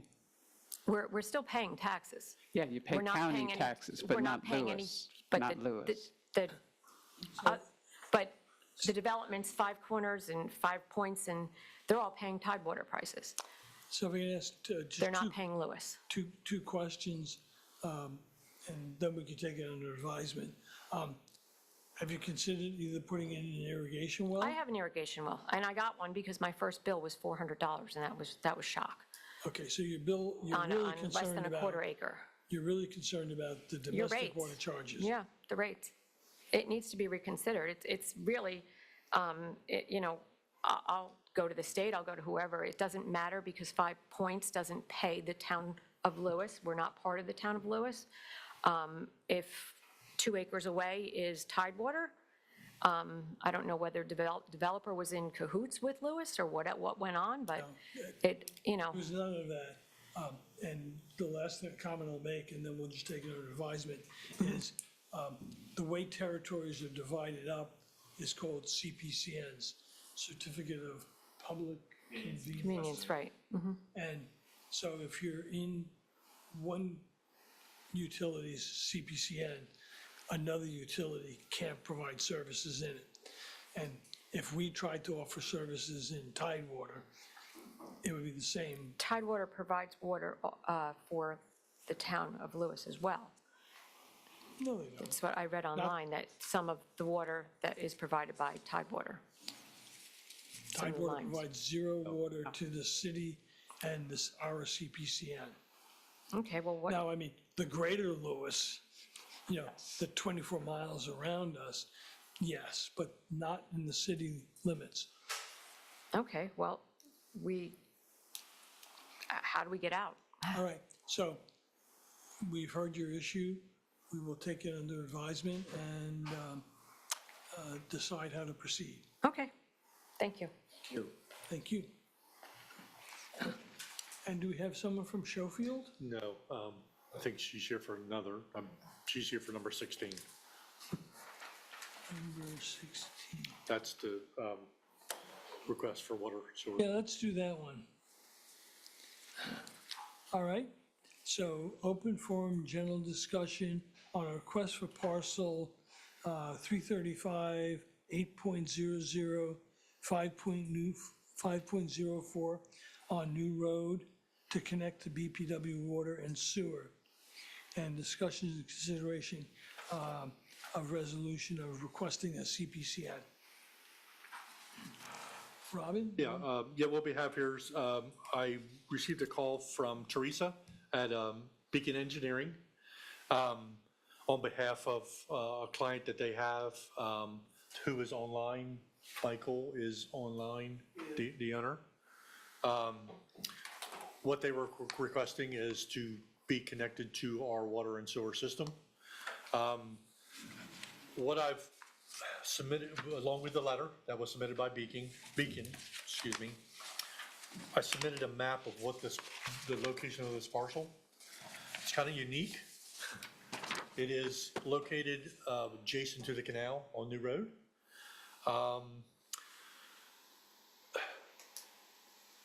It's low areas.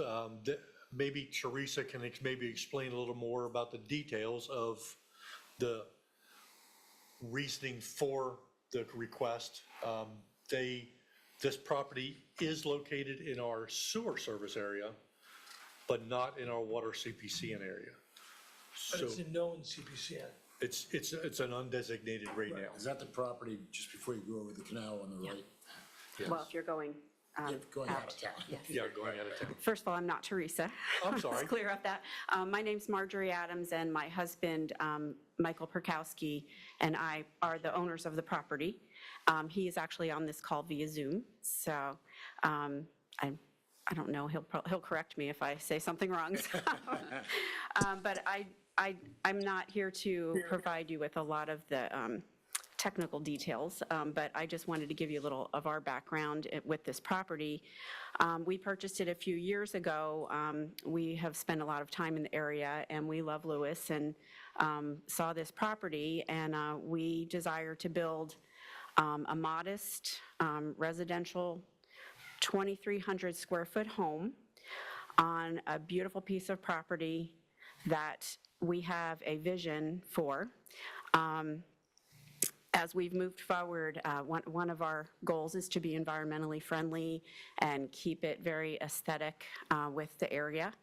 As we've moved forward, we've tried to be proactive, knowing that it is a complicated piece of property with a lot of wetlands, delineations, and regulations, and so forth.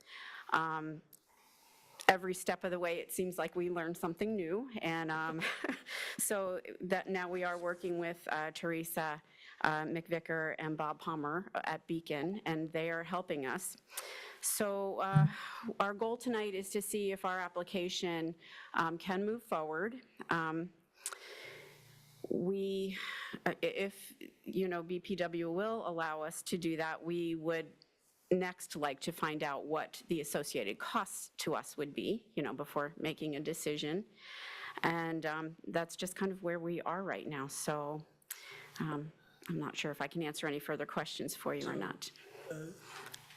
Robin, you can answer these. Part of the issues with providing your service, it's not that we don't want to, is new road construction. Yes, and that's what I said in my report. Myself and Ben spoke with DelDOT a little bit to see how this could be coordinated. The uniqueness of this also, it's just, unfortunately, it's not like a lot of properties that we have sewer and water that just runs in front of the property. It's on the opposite side of the street. But it's currently temporary. Right. It's in the temporary lines. So Ben and I have had some discussions with Teresa. There is an opportunity to run a service line or individual service lines, one sewer, one force main, along the front of the property, roughly 600 feet or so, cross underneath the new road and tie into the existing permanent water and sewer that's there now.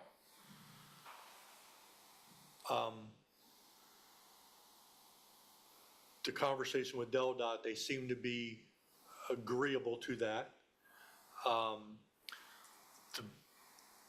The other thoughts would be, it appears that they might be looking to build relatively soon, which kind of throws another wrench. The homeowners. Yes. Yeah, wrench into this and trying to get water and sewer in a reasonable time.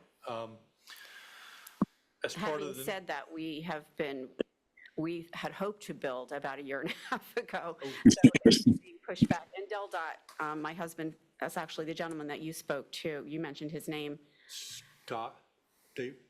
No, I'm talking with Scott. Oops. Oh, he's on the call. Okay. Can they hear me? Yes. Oh, okay, sorry, I just unmuted.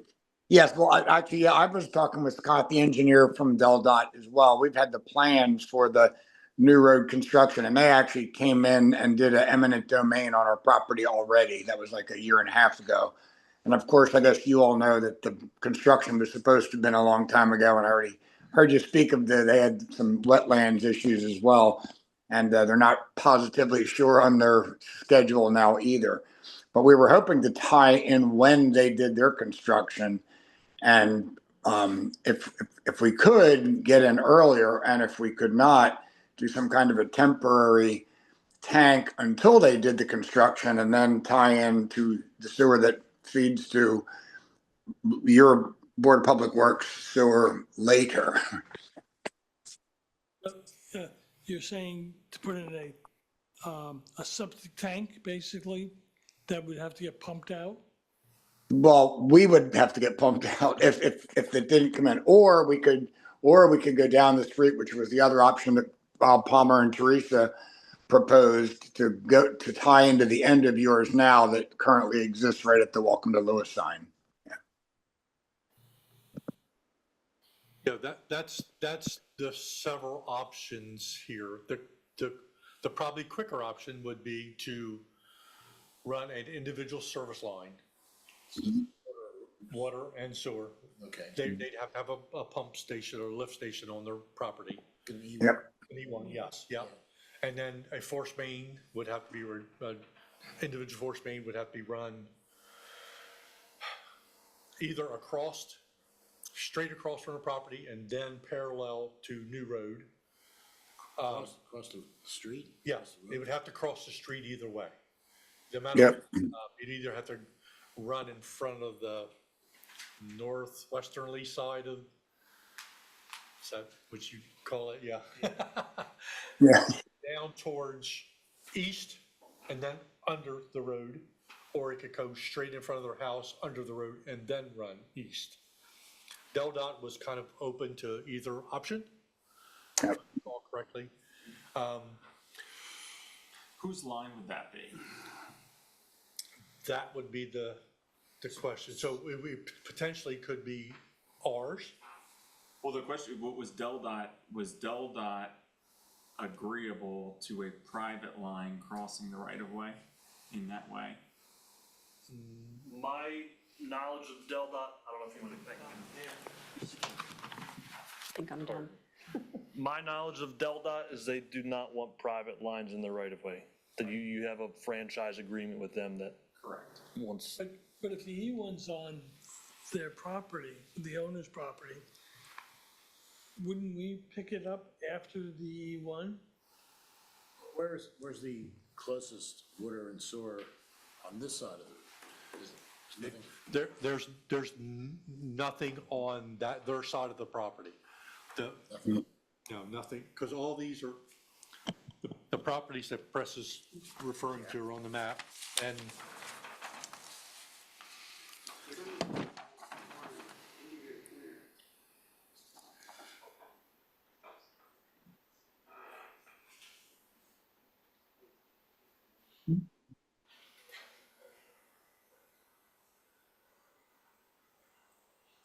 the line would have to run in the DelDOT right away, roughly about 500 some feet. So the lots next door aren't served? No, none of the 4 lots next to this are served. Okay.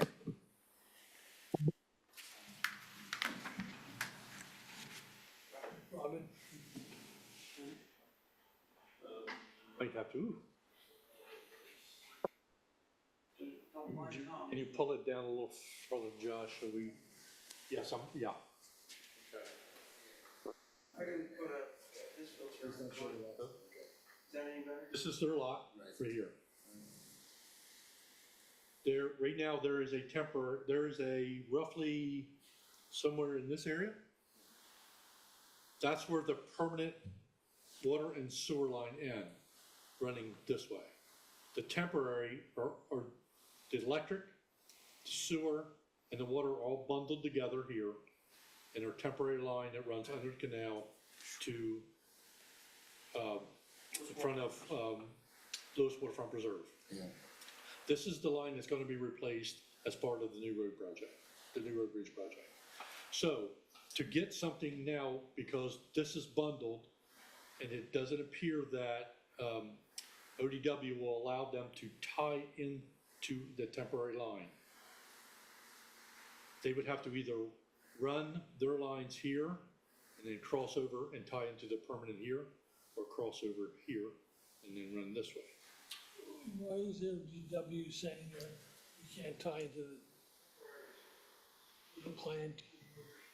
Separations, I think Oh, Ben can give you more information on why they even allow us to do what they did. Yeah, so those utilities are bundled, force main and water right next to each other. The only reason we were able to get that approved is because it's one continuous strand of HDPE pipe for each individual utility. If we tap into those mains, it gives it a point of failure / contamination, which ODW and DEMEC would probably not like, so. and just for, normally you have to have 10 feet of separation or concrete encasements or other type of engineering activity means.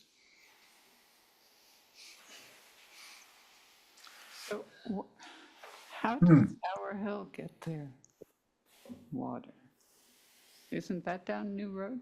There's a temporary line down, but then it crosses over the road down here. And it comes down on this side. Yeah, it's all here, So it gets about here, then it starts, and I think it crosses somewhere in here and crosses on their side of the road.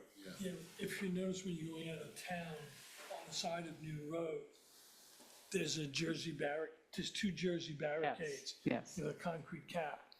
That's all the temporary utilities. Yeah, the temporary, in that portion is on the road or on the bridge. Right. And the temporary is way beyond temporary. Where is the permanent line gonna be when the road is constructed? The permanent line's going to be the same location. What's gonna happen is the temporary line's gonna go away, and the permanent line will be put in the same area. I think it's all on the same side of the road.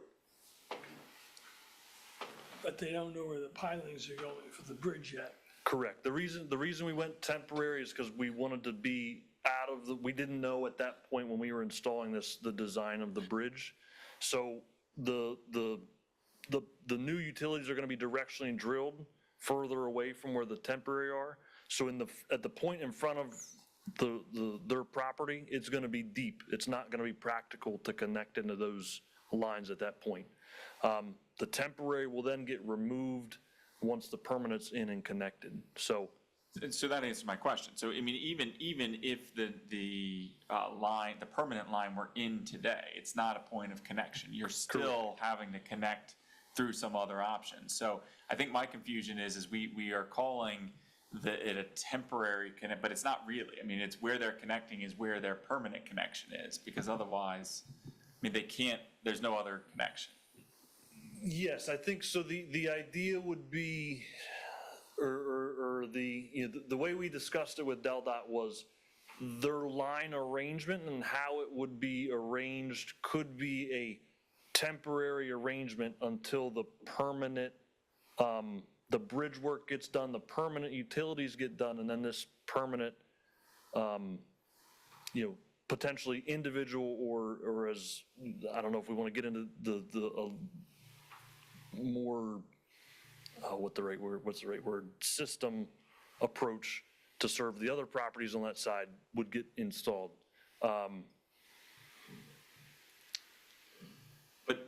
But you're not, so when the road construction is done, it's going to be too deep, so you can't connect there. So what they're envisioning though is that the road is done, and then there is a main that can serve all of those lots. That's put in permanently. Yes. And so then the question is putting this in. So wouldn't whatever the solution is, be consistent with whatever that potential future solution is? In other words, wouldn't you cross up and then have your line here, even if it's replaced by a permanent line, but you're still crossing in the same place and lining in the same place? So there was no, at the time of this design for the temporary as well as the work we've been doing with DelDOT, there's been no provisions made for sewer connection for those houses and lots on that side of the road. So where I'm ultimately, from the hat that I wear, is what I'm ultimately getting at is, if at the end of the day, the expectation is on this line or down the line that we need easements, because my understanding with DelDOT also is they don't want you running it in the road. They want you to cross and then get where you need to get. So if we need easements, are we getting easements with the expectation of a potential future, or are we getting easements that'll then be obsolete? I mean, that's what I'm saying. Like, if we have to get easements, that's the first part. Second part, if we do need easements from these other property owners, then the ability to serve is going to be dependent on getting those easements, which is a whole other layer to this. Correct. Well, I think the third twist is, if we're only servicing their house, an individual service connection works. But if we're gonna service, it's what, 4 houses? I think there's 4 others up in that area there. Then Yeah, there's 4 others, yep. that's what I thought there was. So then it's not really a service line, it's gonna be a continuation of our system. So it has to be sized appropriately, which goes back to the demarcation point being at the discharge of the E1s And if the other customers want, or the other houses want to put in any ones, it would tie in. And a sufficiently sized domestic water line that would be able to provide the water to them all. Now, it would be a dead end though, wouldn't it? Probably need to hydrant. And those homes, those other homes are currently on septic systems and they have their own wells. Yes, yep. So, and part of our charge is to get people off of septic systems and wells, right? And all those homes are in our sewer service area. Yeah, Not in the city. Not, they're outside the city limits. yeah.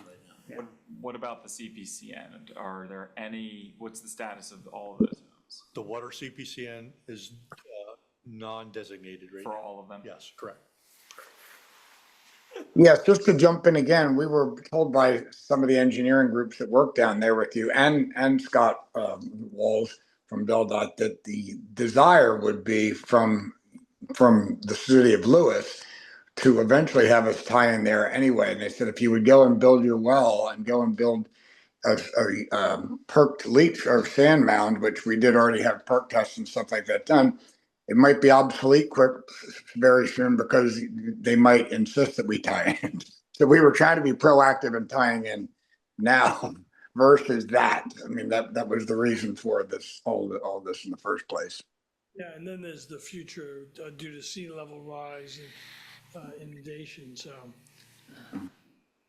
Well, those properties are elevation, what, 4, 6, something like that? Yeah, ours is the worst. Yes, we're right up we border Canary Creek, so yeah. So, Yeah. you know,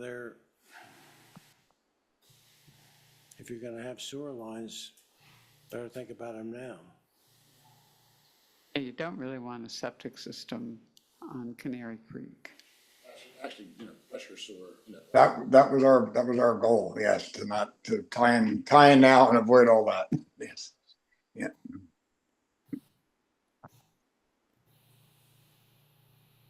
So Do we know what to do? the next step, the ideal thing was if everybody wanted to get water and sewer in that group and bring it down and share the costs, that would be the best thing, but it still would be expensive to bring, a water main down, and the pressure sewer is not very expensive, but the water main would. If I can kind of break this down into the different pieces, maybe to help the discussion along. I think what you have overarching in the agenda is a request for a resolution for CPCN. I think what I heard today is we're in the information gathering and you all want to know what the cost is before you say, yes, we're submitting a petition and that's what we want. Yeah. So It costs more than the house. So Right. I think we can at least, I would recommend not taking action on the CPCN resolution, particularly since we get the question of whether there'll be a petition depending on what this information is. So I think that's the first part on that. And of course, the reason why we had teed this up is recognizing the time factor. Obviously, the CPCN, I shouldn't say obviously, the CPCN process begins with the property owner petitioning the BPW. Then the BPW has to pass a resolution. City council has to consent to that. Then we submit an application to the PSC. I think there's like a 60-day review period and then a 90-day. And so like that's where there is a process. But it starts with the petition. So if we still have questions we need answered, we're not ready for the CPCN resolution. So I think we can take that off for now.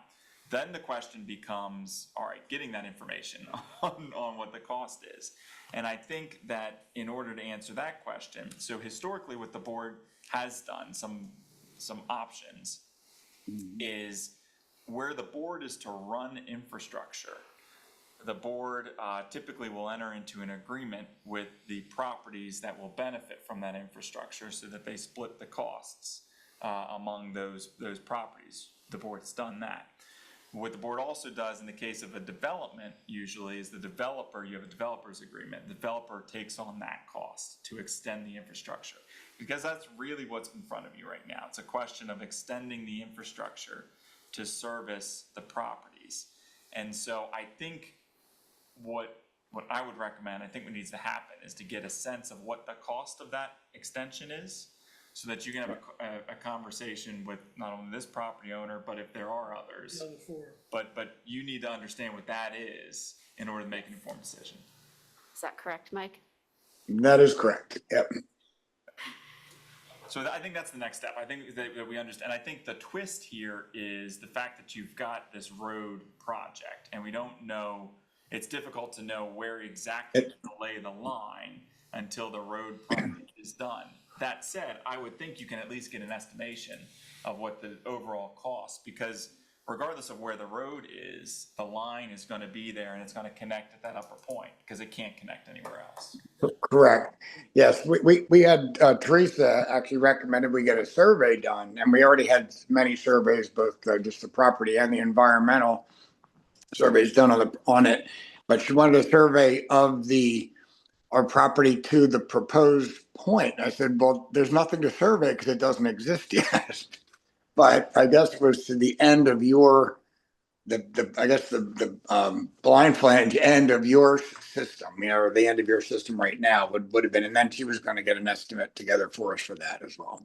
I guess I'm asking Ben and Robin here, to getting sewer down there with E1s, I think in the past we've allowed a string of E1s to serve for sewer. So that's not it's expensive, but not outrageous.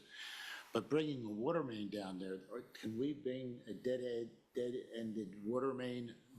And what size would that have to be? What would be the minimum size? I mean, I would think it would be at least 6. I mean, I would say it's probably got to be minimum 8-inch if we're bringing an 8-inch line all the way to the front of the property. Now, that's per fire code. If it's such a length, and I don't know, I think it's like 600 feet, it's got to be a 10-inch dead end. But the question would be, do you bring a line across and then you just have a long service lead to the property?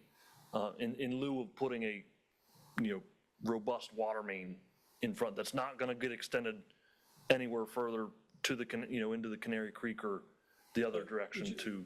So I understand, what you're saying is we could put a 6 or an 8-inch line and then run individual smaller services to the houses.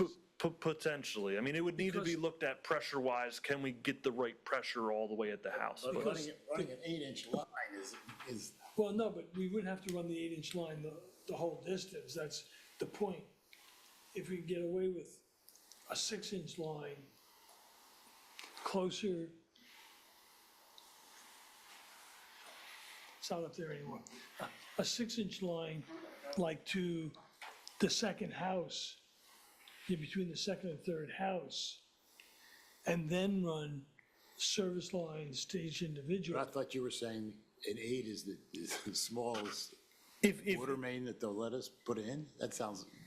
Yeah, so based on, if it's a dead end main, based on the specific length of it, it's either got to be an 8 or a 10. If it's on a loop system, it could be a 6-inch line. There's not really a way to loop it in this condition. Yeah. But it seems to me that putting in a 10-inch dead end line is even worse. Even worse, because now you're gonna deplete your chlorine levels. That's more related, it's not related to water service, it's more related to fire service. Right. That's fire code requirements. So if Yeah, so that's where we're talking about, if we can just put a line across the road and then put long service lines to the house, that would be, We'd have to do that as the BPW, right? Correct. They couldn't do it by being an individual, because it doesn't sound like the state will allow an individual to run a line under that. Correct.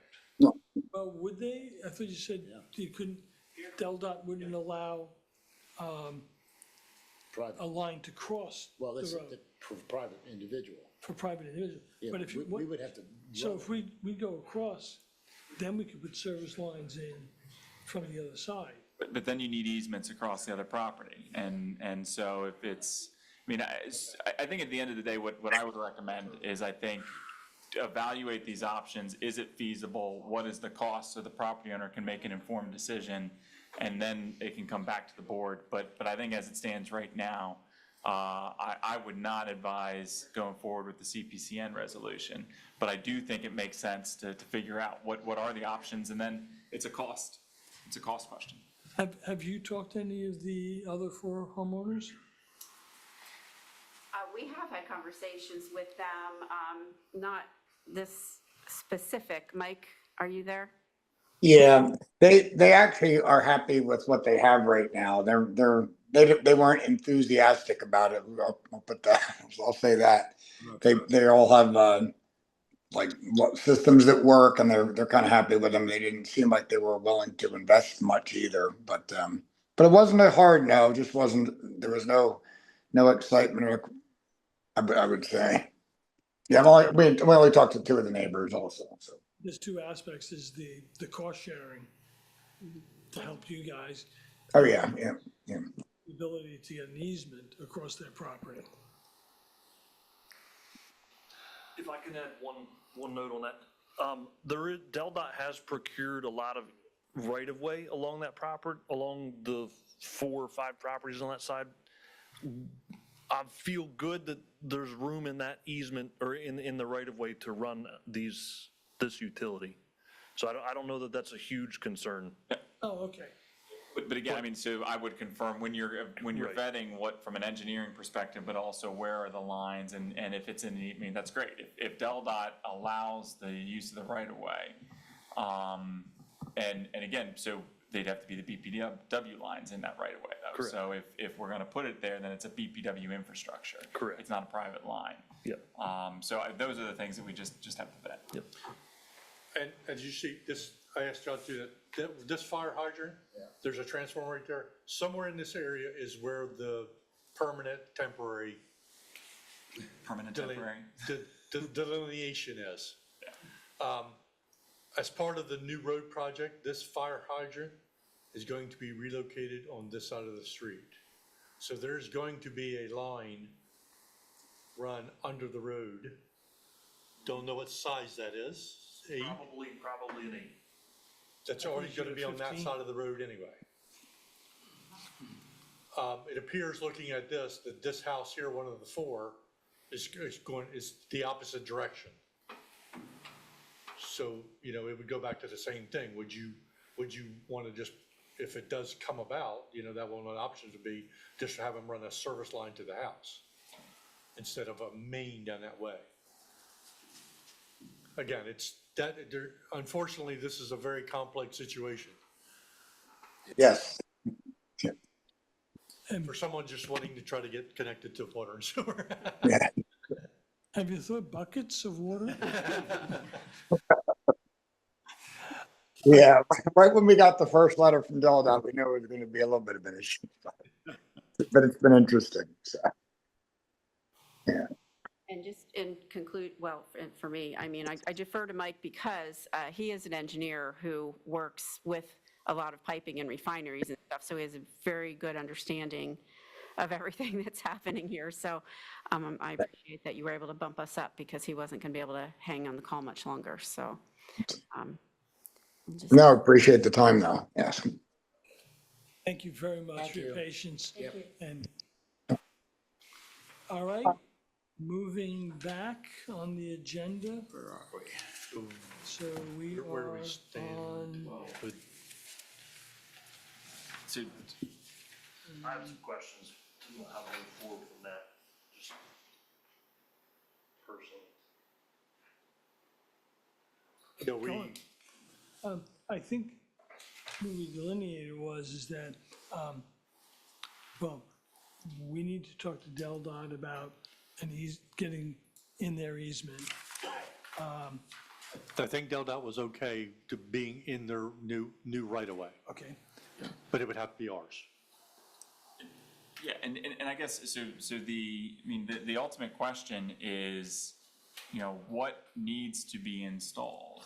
Yeah, the and sizing question. and what is the cost? And so, all these questions in terms of what size does it need to be in order to have a dead end. But I mean, that is the ultimate question. And, if it's a question of timing, right? So if at the end of the day, the line has to end, this is what I was getting at before, if at the end of the day, the line has to cross and be put there anyway, then that arguably is a permanent solution that goes in. And then, if it's a question of where's the line and whatnot, depending on the road, again, that can be worked out. But at the end of the day, the question's gonna be what is the line that needs to be there? And what's the cost of that, roughly? I guess the question would be, are we looking at that line just to serve that property? Or are we looking at the cost of what it would be to handle those collective 5? Not that that's gonna change a lot in terms of sewer or water, but it changes it slightly. I think if it's not major, a difference in cost, we should go and look at this, providing service to all 5 for down the line, especially for the sewer side. Because, I mean, sand mounds are only gonna last to a certain period of time. But the solution there, I mean, is I think the E1s, and that can be pretty Oh, right, inexpensive. that's what I'm saying. But the water bothers me, that's the biggest thing. If you've got to bring an 8-inch pipe across there and up the easement, I mean, that's gonna be Well, what's very, the, very expensive. what's the distance, we don't have to go into it now. No. But, yeah, Okay, so we're looking for a cost of what it would be, probably be to serve the 5 collective. yeah. Okay. Are we gonna be producing that? Robin, Is you that something, agree? I don't think we're doing this. What's that? We're not gonna develop these costs, are we? That would be the thing. Well, if it's gonna be our Yes. infrastructure, Does the board want to go ahead and install all this upsizing I don't, and incur all the cost and hold I mean. we until would the other charge- 4 came on? We would charge everyone back. How I could you have a this, private? well, I mean, I think you could come up with, an idea of the cost with that much trouble, and that would be all we would need. I mean, but I don't Oh, yeah. think we should do an engineering evaluation, have wasn't- our engineers paying a lot of money for something that's. I was not proposing the design. Yeah. I was proposing, an I mean, estimate. I would use it off the top of my head, and, Yes. because I don't want him spending, Right. a week trying to figure out No, how much yeah. this is gonna cost. Yeah, I mean, it's really cost of the pipe, cost of the trenching, cost of the directional drilling. And Let me phrase the question a little bit differently to kind of help. The question is, you have a property owner who has approached the board with a request for service, and you have to decide, you don't have the infrastructure there today. So you don't have the infrastructure there, you don't have any obligation to run that infrastructure because you don't have the CPCN. So the board could say, it's not in our service territory, we don't have the infrastructure, and, as it stands right now, we're not able, or we can't justify the cost to run it. So that's kind of where, and that is an answer. I think that's the question that is being presented to the board is, is that the answer, or do you, because the other answer could be that if Ben's analysis says it costs X dollars and says to the property owner, this is the X dollars, and the property owner says, yes, I will incur that cost consistent with BPW's approach in extending infrastructure, then the board gets determined if somebody else is taking the cost, do you want to undertake that project? If the answer is yes, then you go to the CPCN. If the answer is still no, again, there's no obligation to do it. So at the end of the day, the question before the board is, are you willing to entertain exploring that, or is your view, we don't have the infrastructure? I actually think there's an option there, which is that once you come up with the cost, the customer says that they're willing to incur the cost. BPW can install it, or they could do like a regular development, hire their own engineer, installer to install the pipe and then dedicate it to the BPW. So, And that's that's the question. The question before you is, you've got this request, what are the next steps, if any? If the next steps are, yep, let's get a high-level understanding what the cost is so you can make an informed decision, or if the answer is, yeah, it's too soon. I mean, at the end of the day, that's the question that's in front of you. I think if you're asking for Ben to prepare a back of the envelope off the top of my head or some sheet, spend 15 minutes on it, that's one thing. But if we want to get getting started on a project, a bigger project, that's probably not going to happen. Because I can't see for this one family being able to afford this, and the other 4 people or whatever have no interest in it, unless we see. you don't know that. Unless we, no. But I don't think we should get into this unless there's hope that's gonna happen, because we've been spending money for no reason. So let's do the back of the envelope calculations and I'm move fine with forward. that. Yeah. Okay. So we don't need a motion, I don't think, for that. All right.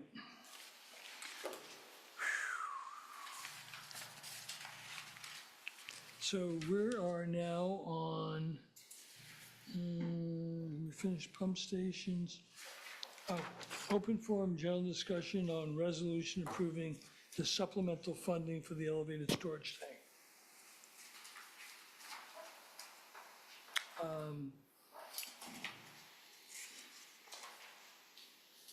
Mike? Have Robin take the lead, and then I'll take it from there. As we all recall back, some time ago, we received initial funding for the water tower.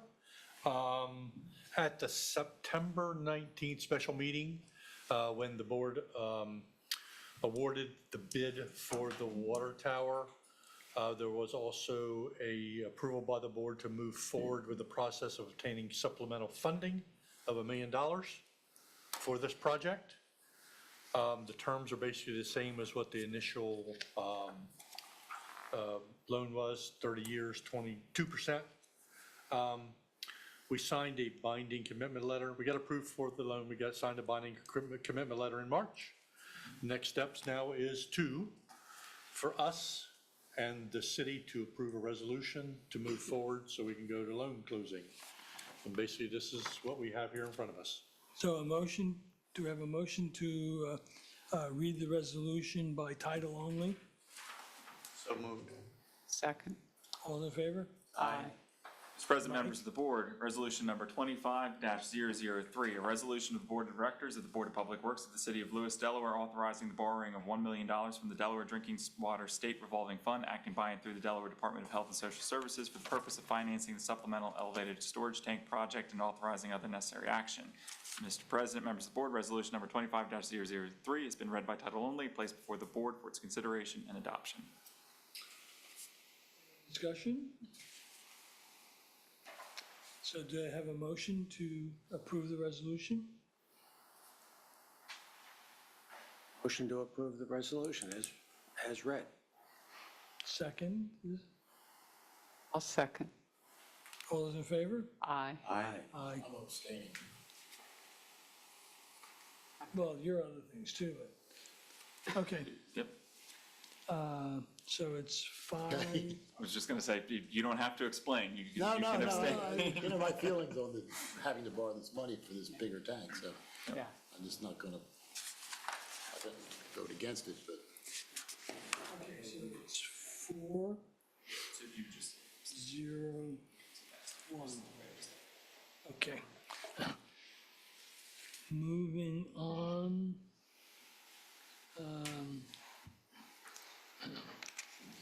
Open forum general discussion on implementing credit card fees to payment transactions.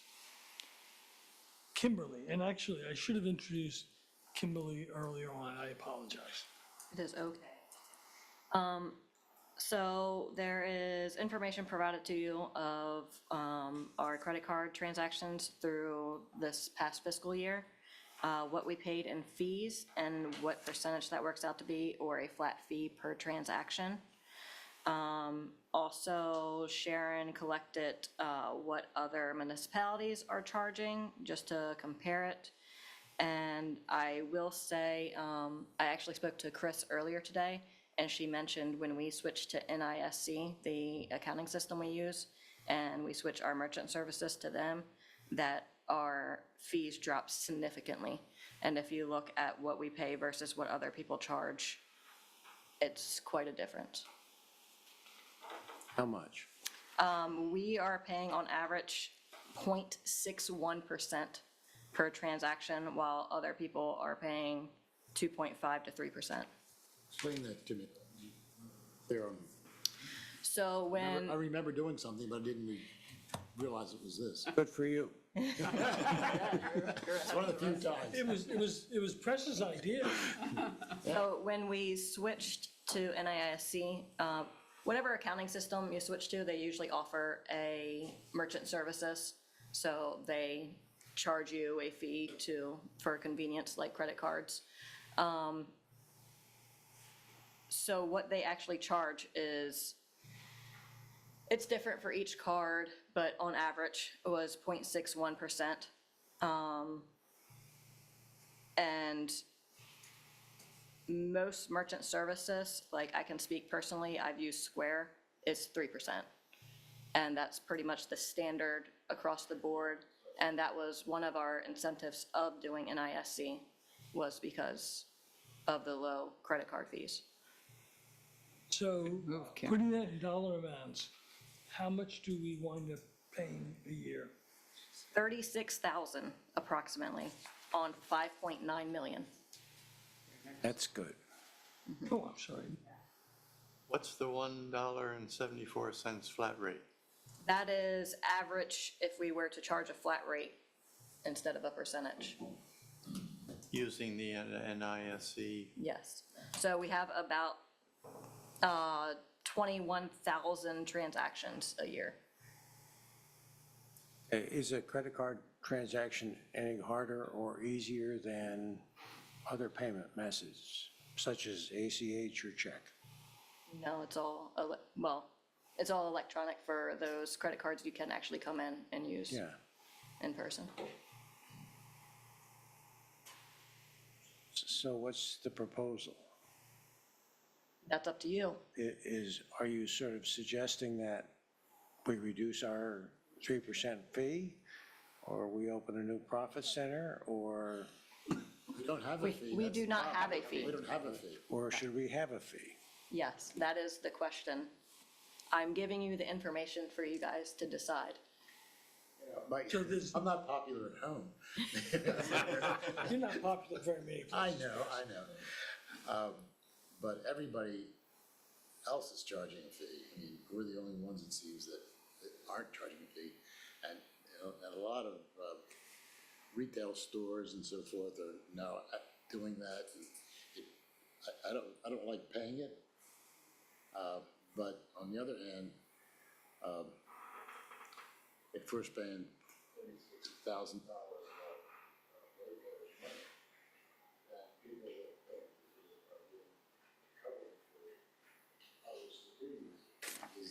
is that what we want? Can you come closer? Oh, I'm sorry. I would question, Go ahead. I have not seen retail establishments charging fees. Oh, yeah, They're starting Oh, to, yeah. yeah. yeah, a lot of them. I've started taking more cash out of my bank account to pay when They're they getting do that. charged a lot more, Yeah. I mean, Round numbers, you could say 1% would cover this. Yes. $5 million, 1% is $50,000, cost is recovered, and, Yeah. you know, I mean, it's a if you nominal, wanted to. yeah, I mean, it's a convenience, and that was the argument that I heard early on when I questioned it with Darren. And he, at that time, felt that the convenience, not only for our customers, but for the staff in processing things, was worthwhile. Now, I don't know if that's, whether you guys feel that that's, So when we We did look them up. It specifically says convenience fees of what the percentage is. So can we propose a 1% fee for credit card charges? Well, we could, or we could think about it for $1.74 a month. is lower than Yeah, I mean, anybody that's else. fine with me. I just, Or something. I think that's good information. Yeah. I thought, I'll be more popular at home. But I just thought we should be thinking about it and decide about it, because since we're one of the last that aren't charging. You know, the other thing I'll say is they change, okay? Every now and then you come around and that company has a new product manager or something, and the rules change. So if they decide that their losses or something, or they can make more money on you, you need to stay with that if it goes up. But for now, that's a great rate. Yeah, it is. That's a rate that BPW is absorbing. Right. Correct. Yeah, it's like, you know, $36,000 here and something else, and pretty soon you're talking about 100. Yeah. We could afford pizzas at And these board meetings. cash you know? obviously doesn't incur that, and checks don't incur that. Well, actually, don't cash, because I mean, cash means you have to have someone running to the bank. Yeah, cash is bank run, but So- our bank so is is a in check. Fulton. The check, we have an electronic scanner. And what about ACH? Does that All of those have fees. incur Yep. a cost? So Oh, how much does cash cost us? Whatever the trip is to Fulton and to come back. Is that the only trip to Fulton? only Cash? reason? And the credit card payment, we usually just drop off instead of Once a Mailing. week? Once a month? once a week for the cash Fridays. I was only, I don't want to complicate things, I just, What about e-checks? How are they? that's AFT. That's, rice that checks. is a fee. A fee? Just from a procedural standpoint, so because this is a policy, we would have it as a resolution. And so I think what staff is looking for today is if you would like us to go proceed with preparing a resolution for your consideration at the next board meeting, we can do that. We can prepare it however you want us to direct it. We do have a current policy on credit card fees. We do have a 2.95% on anything over $5,000. So we do actually have a current one. I don't know how often we use that, but we do have one. The only one that was university. More than likely, if they have such a large amount, they usually pay check. There was an issue with them, and then I remember a couple of years ago, they started using their card. Do they still use their card? I am not sure. I'll We'd have to look check. that up. Yeah, but that's, I remember that was about 3 or 4 years ago, they started doing that. And Okay. that's the reason we put that You put out. that on there. Yeah. That's exactly right. No, thanks, Sharon. And so we would need a resolution to amend the policy that we have. So I think the question here is direction to staff in terms of what to present with you. Again, you're not taking action tonight. You're directing us to come back next month. So it sounds like we want a resolution. You can leave the number blank, and the number can get filled in next month. But a recommendation would be nice from staff.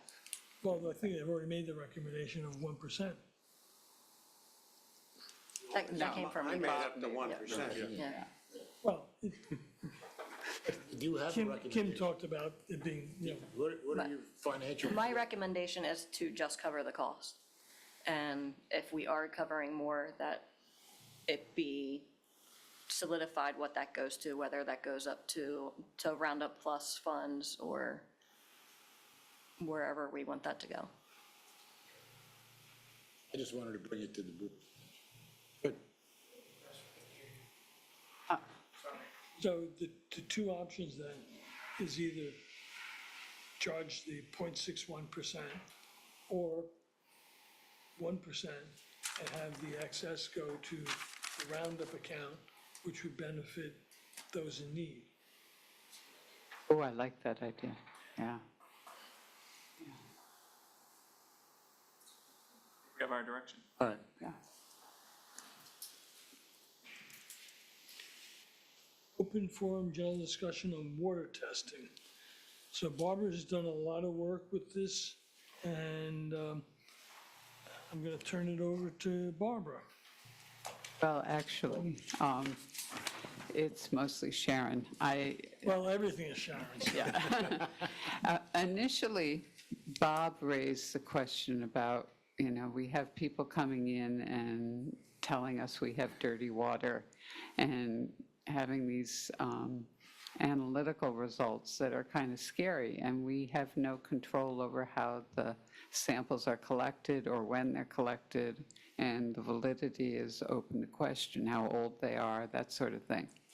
So I met with Sharon and talked about, how in industry we do water collection. And what Sharon put together is really addressing the lead and copper rule, and people who come in and collect one of our kits to analyze their water to see if they have lead. It doesn't address the issue of people coming in and showing us this dirty water and saying, "You're killing me." Because in that kind of case, I think we need a different procedure. And in that case, I think we need a procedure where either we collect the water at the customer's faucet and at the same time collect a sample in the street, or we at least, if there are liability concerns that we can't go in a customer's house, then we should at least arrange with the customer that they contact us, we will bring the sample bottle out to their house, and we will collect a sample in the street at the same time, and we will wait and get their sample back and bring both to analysis. But this does not cover that kind of scenario. This is strictly for the lead and copper rule and the kits that we already have. Is that correct, Sharon? That's correct, yeah. Yeah. But when I read this, I did not see that as lead and copper.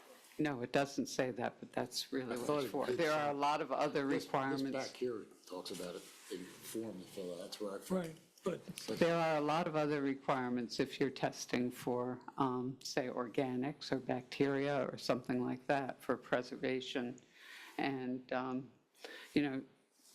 this one has chain of custody, which is important, but we have no idea when the water was collected or from where. We just have to rely on the integrity of our customers. So are we doing this because it's mandated, or is it something that we doing on our own? The EPA recommended that we provide that service for those customers who have a confirmed lead or galvanized line, or they have an unknown line. Yeah. How much does it cost? separate from that, I agree with everything Barbara just said, except that I think this is mostly a customer service issue. Not, there are regulations and so on, but when somebody comes to us and says their water's dirty or their water's undrinkable or whatever, I think it's important to go out and get a fair sample from that person's tap, At the same time, we get a fair sample from what's in the street that we're delivering. And if that requires that we go in and run the water for the few minutes that's required, but we get two samples at the same time and send them to a certified lab, and then we know the results, so we can say, Mr. Homeowner, you're right, or we disagree, it's something that's doing in your house. But I just think a sample here and a sample there and a sample, by another lab is pointless, in terms of creating anything other than ill will. So What's the cost of a lead or copper sample versus a comprehensive Sure. sample that you might get for water quality? So I don't know for anything other than lead and copper. So our mandated lead and copper that we do for the CCRs, to test both of those, is $50 a sample. For the homeowners, we are only testing for lead, and it's $30 a sample. those are costs that we can absorb to get it right and get an accurate answer. So we should be taking the sample inside the house, otherwise I you've agree. eliminated. I disagree. I disagree. Just like, I was totally okay with this because frankly, I couldn't read that. You need a magnifying, so that comes from But no, that's- the state-approved lab. That's independent. But reading the rest of this, I feel very, very uncomfortable going into private property. And just like we're having all the other, request to provide instruction for the water sample collection, each water sample is labeled, they have to sign a chain of custody. That's a bit much. Why? Well, you're used to that, I'm used to that, Barbara's used to that, we're all used to it. But that's not, Mr. Homeowner Jones, who just has dirty water. And now I think there probably ought to be a form. We're gonna come out, we're gonna come with, a technician or maybe two and measure the water. But when you're all done, you wanna be able to say, this is good water or it's not. And everybody should be able to agree on that at that point. Well, I'm gonna ask Mike to chime in, because the only way I would personally agree to for us to go sampling is if we get a signed waiver from the homeowner. I think that's fine. Mike, does that work, or? I'd have to take a look. I mean, it's not unheard of for these when you do an inspection, an inspector comes into the home. And so, there are these examples. I would have to take a look and really kind of dive into where does this fall on that spectrum in order to, answer the question of, is there anything there on that point? So I don't have that answer as I sit here. I think it takes some more discussion, but as hard over as you are at not going into the home, I think you only get a good answer by going into the home, because the homeowner has no ability to go out there and open the hydrant and take us. But we can do our portion in the street, that's not. But you don't know that, don't know where that sample that comes out of the house Came from has been. It's the same like, they do. drug testing. They come in with a little bottle and say, hey, this is what's in my house. I mean, Yeah. there's all ways to finesse that if you wanted to finesse it. And so, when I left home today, there was a plumber at my house. He was outside by the air conditioner. He was downstairs in the basement. He was in the living room with the thermostat.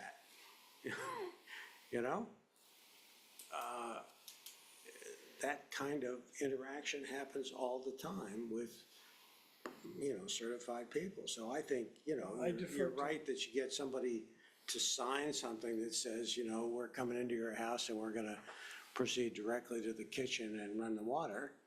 I defer to Mike on that, but I think it's apples and oranges when you hire a contractor to come in and do it. Okay, let me suggest back to you that we hire a contractor. We hire Harry Plummer. So I think the question becomes, are you inviting them into your, but here's what I would say. So, when when you read the meters, when you enter upon there are certain rights that you have as the utility as it pertains to entering the property. Now, again, I don't know where that line is as we sit here to be able to answer that specific question, but I don't think it is as black and white as to me, a private citizen, just entering your home and taking a sample of your water. I mean, I think there is potentially a distinction, but I'd have to look at it. Pushing back on it, do we ever read meters inside a house? All of our meters are remote read. I personally have not entered. Josh, We would you do come have, up to the we have at least microphone? one instance that I know that we have to go into the maintenance building at the hospital, so we do have to go inside Getting there. for There's that one. commercial- Yes, there are a few, but on a residential level, which I think is the bulk of the conversation. I personally have read the town meters a few times, and I have never entered a property, but again, I do know that we do have meters that are in difficult places to read, we'll say that.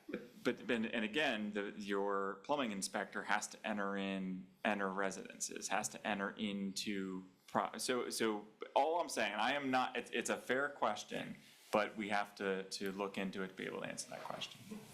Another legal question, though, is if the BPW was sued for harming someone's health because of the water quality, and we were relying on a customer-collected sample, would we be comfortable with that? No? I wouldn't be. Good question. So if one of our technicians went into the house and fell and broke his wrist, would we? Yeah, would we be able to sue the owner for? How many Okay, requests? we can drop this down. Sharon, how many I think requests we ought do to we just typically ask get? Mike to give us a little guidance Yeah. on how that works in today's modern society and you know, I mean, we do have the lead copper thing coming up, and we will have the same issue except many more of them. And just on that, and again, I mean, we're kind of reiterating the point, but there was the policy that came from the state, if I remember correctly, on the cross-contamination that included a component of entering of private property. Yes. So again, there is precedent, but we should look into kind of where that line is. How often does this occur? So for the lead and copper rule, since November, I think I've done about 60 Oh, samples. Mhm. They've all been in the same neighborhood. So word of mouth, the neighbor says, hey, go do this. Other requests, which we've never really done, I've had a couple requests since I've been here, maybe 3 for pH levels, maybe. Maybe for nitrates, 1 or 2. Other than that, I've not really had any other kind of, they're usually satisfied with the CCR. One last, for full disclosure, the one property at the hospital, we were escorted by their staff. So there is that, and I don't know how that falls into all of it, but I just think, for the record. are the Children's Beach House meters in the building? I thought they were in the building. They do have meters inside the building. Again, at those commercial applications, we go to the front desk or we go to or we have a contact. Sure, And but- the but we have- majority of those, but we we're do have- escorted through those facilities. Yeah. There is Hotel Blue.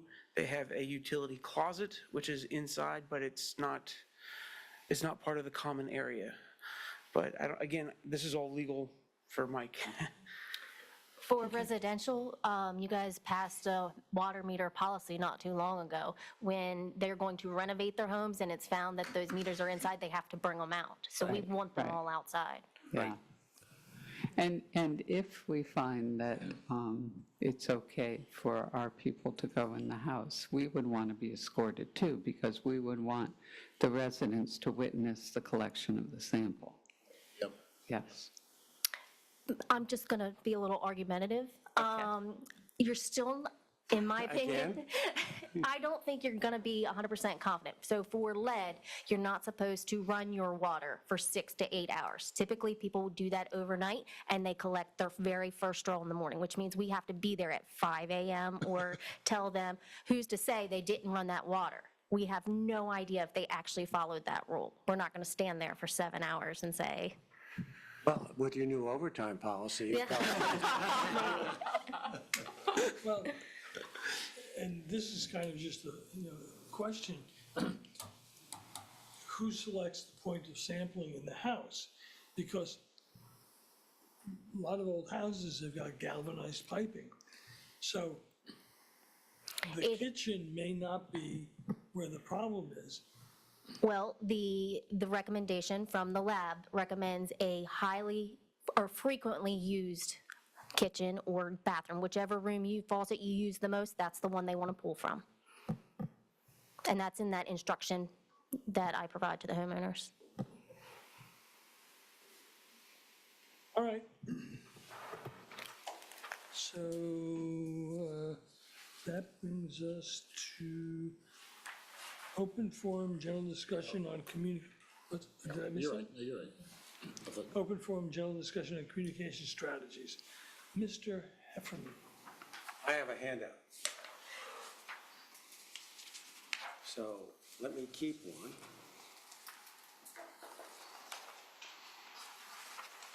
And Sharon, you'll have to pick one up in the other end. So I know it's late and I'll try to be brief. I made 2 slides, but I realized that the city has a very effective communication thing that they stuck in our tax bill the other day.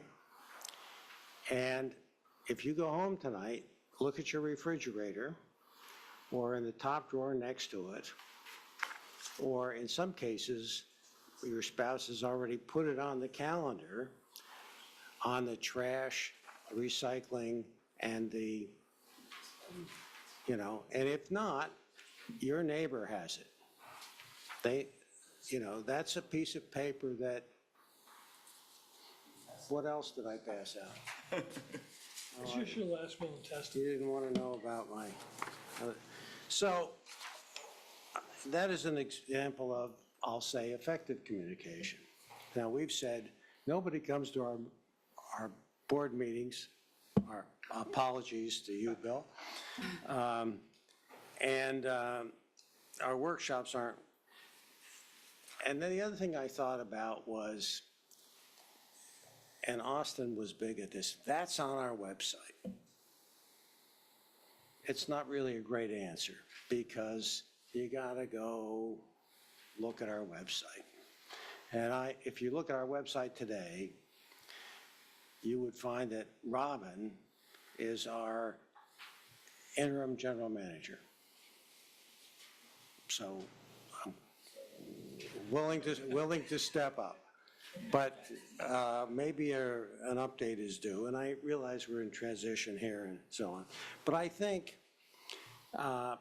people sort of prioritize, how does that affect me today? And the trash schedule example is a good one. We also have a town where half the people aren't here some of the time. Everyone can't be fully informed. The other thing I know from hearing somebody from Procter & Gamble talk one time is the amount of repetition they do in advertising to tell somebody that, this was a long time ago. They were trying to introduce Bounty paper towels. You probably heard of them. Well, they had a double-digit number that was up there on how many times you had to say Bounty paper towels till Richard would be able to say, I heard of that. Just Bounty paper towels, not the features of Bounty paper towels. So our audience, I think what we need to do is get enough information out there and repeat it, when necessary, so that people, that some subset of our folks have some information. If you want to know about the trash schedule in my neighborhood, Hal knows. You know? I don't know how he keeps track of it, but I suspect it's on his refrigerator. But I think we have to repeat some of this stuff often enough, make it available enough, and make it available to not only the people who are here, but the people who aren't here.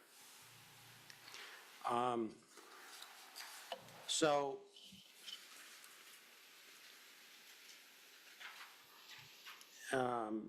things I think that people are interested in are the status of some of our projects, you know, at a high level.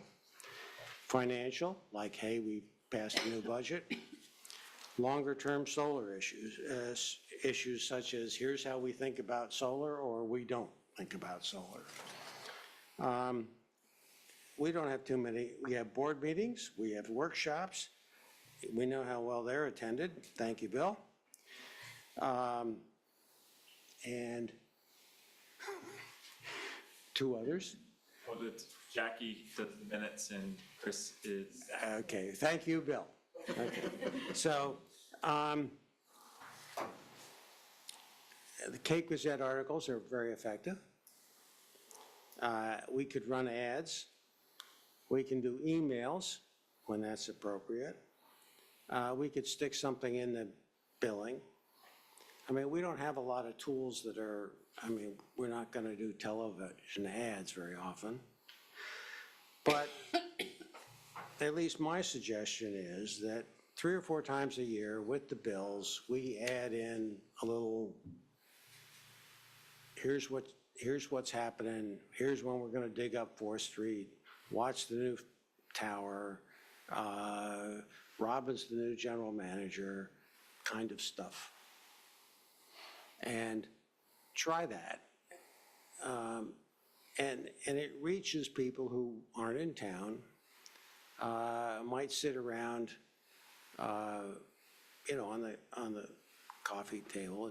And occasionally we might have to place an ad in you know, when we're having a workshop next time, place an ad in the Cape Gazette. And, you know, the Cape Gazette is a very effective local paper, and it gets response if you get it in there, or even write a letter to the editor occasionally. But I think most it's written, and I think we have to do a little better job at it. You know, we're probably not going to be able to make board meetings much more interesting.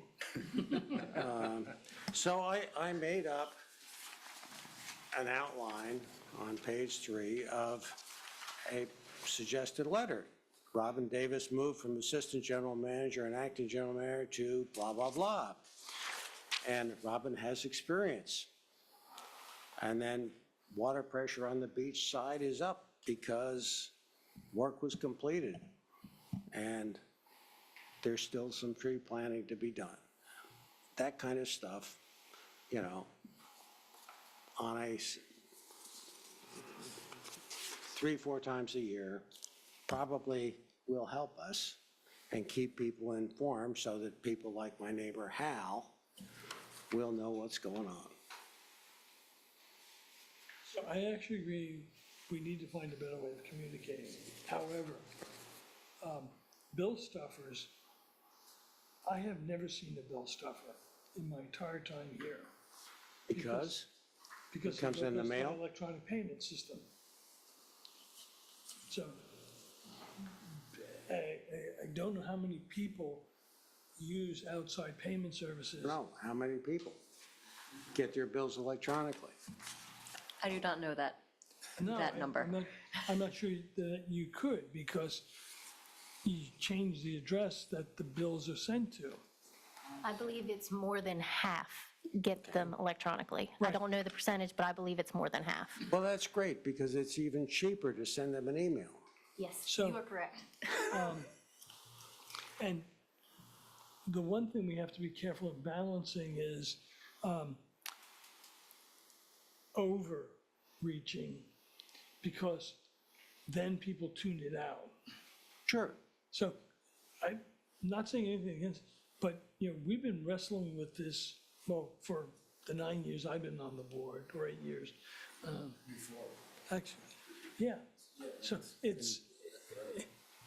I think some of your ideas are very good, but I'm not sure Bill and his predecessors in the Cape Gazette do a wonderful job. We do interviews with WAM, That's out of Washington, WRDE. no, what's the? Coast TV. ABC affiliate. Whatever, WBOC? not BOC, the ABC affiliate. WMDT. WRDE. Okay, well, Although I know for a fact that I've done one for Coast TV. Yes, Yeah. and I've done, Yep, I think it was, yep. with the pipe crossing, and those are effective. And, but I agree that we need to, and I agree that the website needs to be cleaned up. well, I think, if you guys have been at this for 9 years, We're failures. yeah, we're not going to give you, the B+ grade. So we need to find something different. And I'm just thinking, and we're not going to make board meetings more interesting. Sorry. Dressed in costume. I don't think we'd get Halloween, attendance. If we had candy, we would. Yeah, right. If we had candy, we would. We might.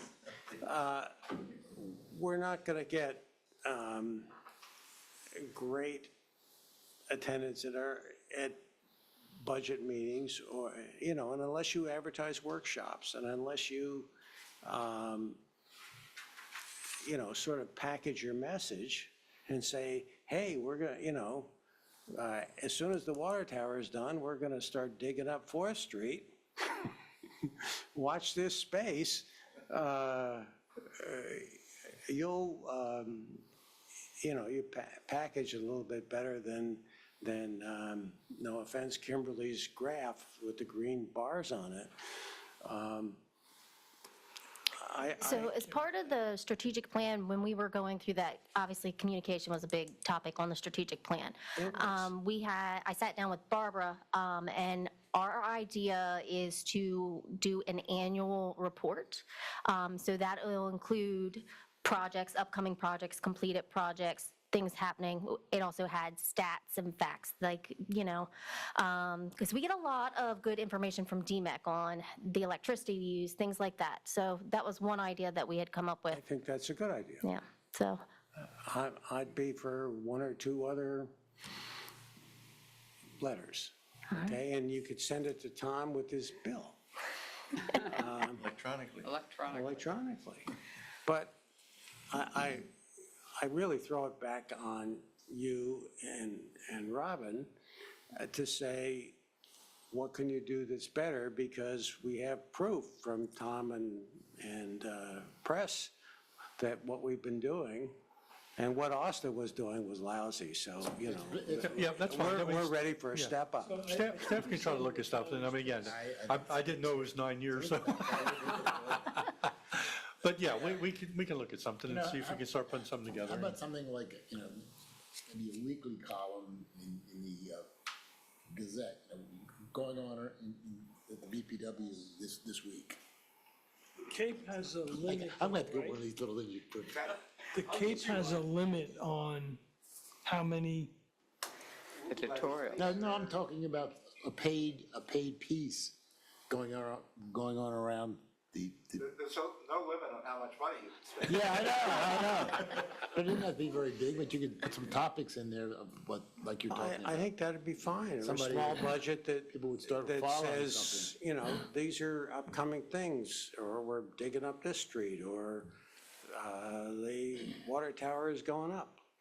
Maybe I more like have- once a month, though, than, Yeah, well, it's at some period of time that some Yeah. people would see it and, look at it and see the main projects that have been going on and get updates. And so, Bill, don't take this the wrong way, but I'm not sure that an advertisement, I read the news articles, It's an article, it's an article, like a column.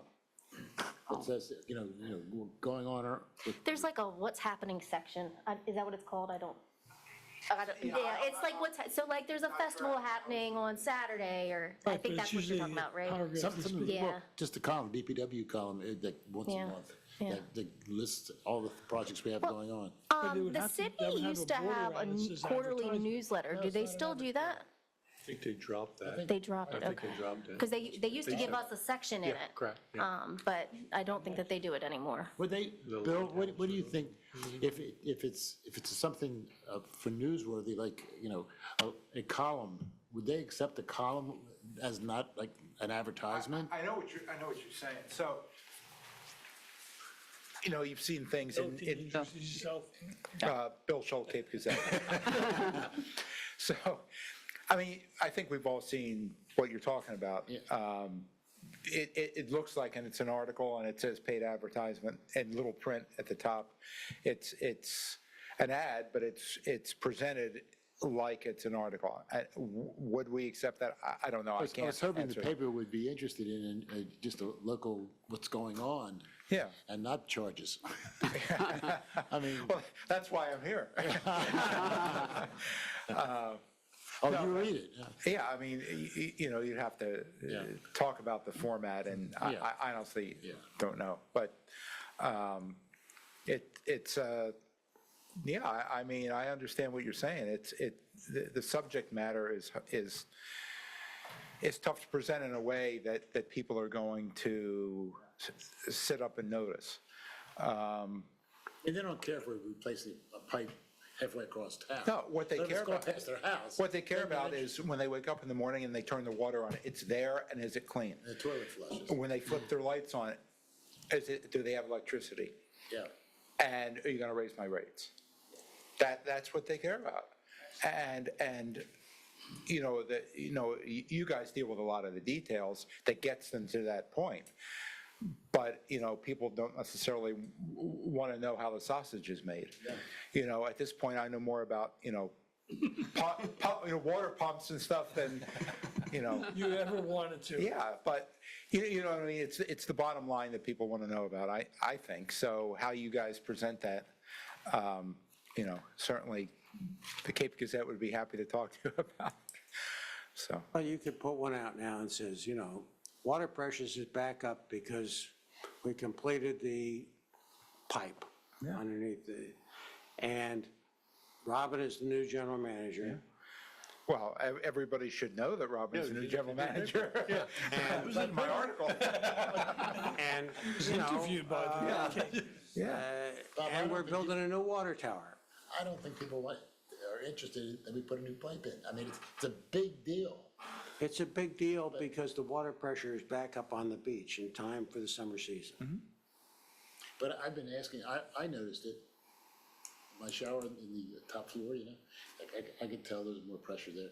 I've asked other people, do you notice the pressure's up? No, is it up? Now you're talking about going inside people's houses. I'm just talking about my house. he doesn't let me inside his house. I have to meet him out in front. All right, so your point is well taken. I just don't know. And I've designated to Robin and Sharon. We had, when Candace was on the board, she prepared several white papers, and we have these copies still. I think I rewrote one about what was it? In the past 6 months, we did one on what was it called? Well, we definitely did one on Roundup Plus because we wanted more people to be active in Roundup Plus. There will be another one in this month's bill you're going to get in May on the wastewater treatment plan, long-term planning update. I can't remember what the other one was. what's Roundup Plus? Roundup Plus?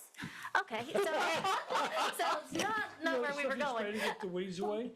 So you can round up your bill either to the next dollar, or you could add additional, and that goes to a fund to help those in need who can't afford to pay their utility bills.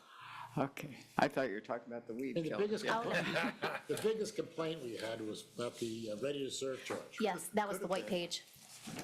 I actually have a version that I rewrote. We didn't do anything with it, but Yeah, it was in the bills. was it? Yep, see, you didn't even notice. I did read it. But nobody even mentioned that to me. And that's a thing that, when we had those questionnaires, that was the biggest thing, one thing. People still don't understand it. You know, both my campaigns I ran on it. I talked about it more frequently than you can imagine. At this point, I'm not sure you're gonna get, I mean, the mayor say any more about it. I don't think half the town knows that we're separate from the city, I think that's probably, you know? And how All right. important is that? so, let's move on. Okay. Call to the public. Call to the press. Just one other quick question I had, going all the way back to the very beginning, the first thing you talked about when Jeff was here. You mentioned that the failure of the plant, which was back in March, right, from March, March 8th. was a cybersecurity issue? No. Okay. No. Okay. There was- No, I didn't remember you talking about that before. It was not a cyber attack. Okay. It was equipment failure in the plant, Okay. but we're careful about talking about how the plants are designed and the communication systems, because that is sensitive information. Okay, no, that's fair, I just hadn't heard you use that term before, and I didn't know if there's anything new with that. So, okay. That's it. Thank you. Thanks for sticking around. Yeah, Bill, we really appreciate your We do, coverage. we really do. All right, with that, we have a motion to, no, actually, so we're gonna go into executive session? Oh, wait a minute, you didn't do the request for agenda items. Oh, okay, you're right. Anyone have anything specific? Otherwise, you can do like you usually do and put them in through Sharon.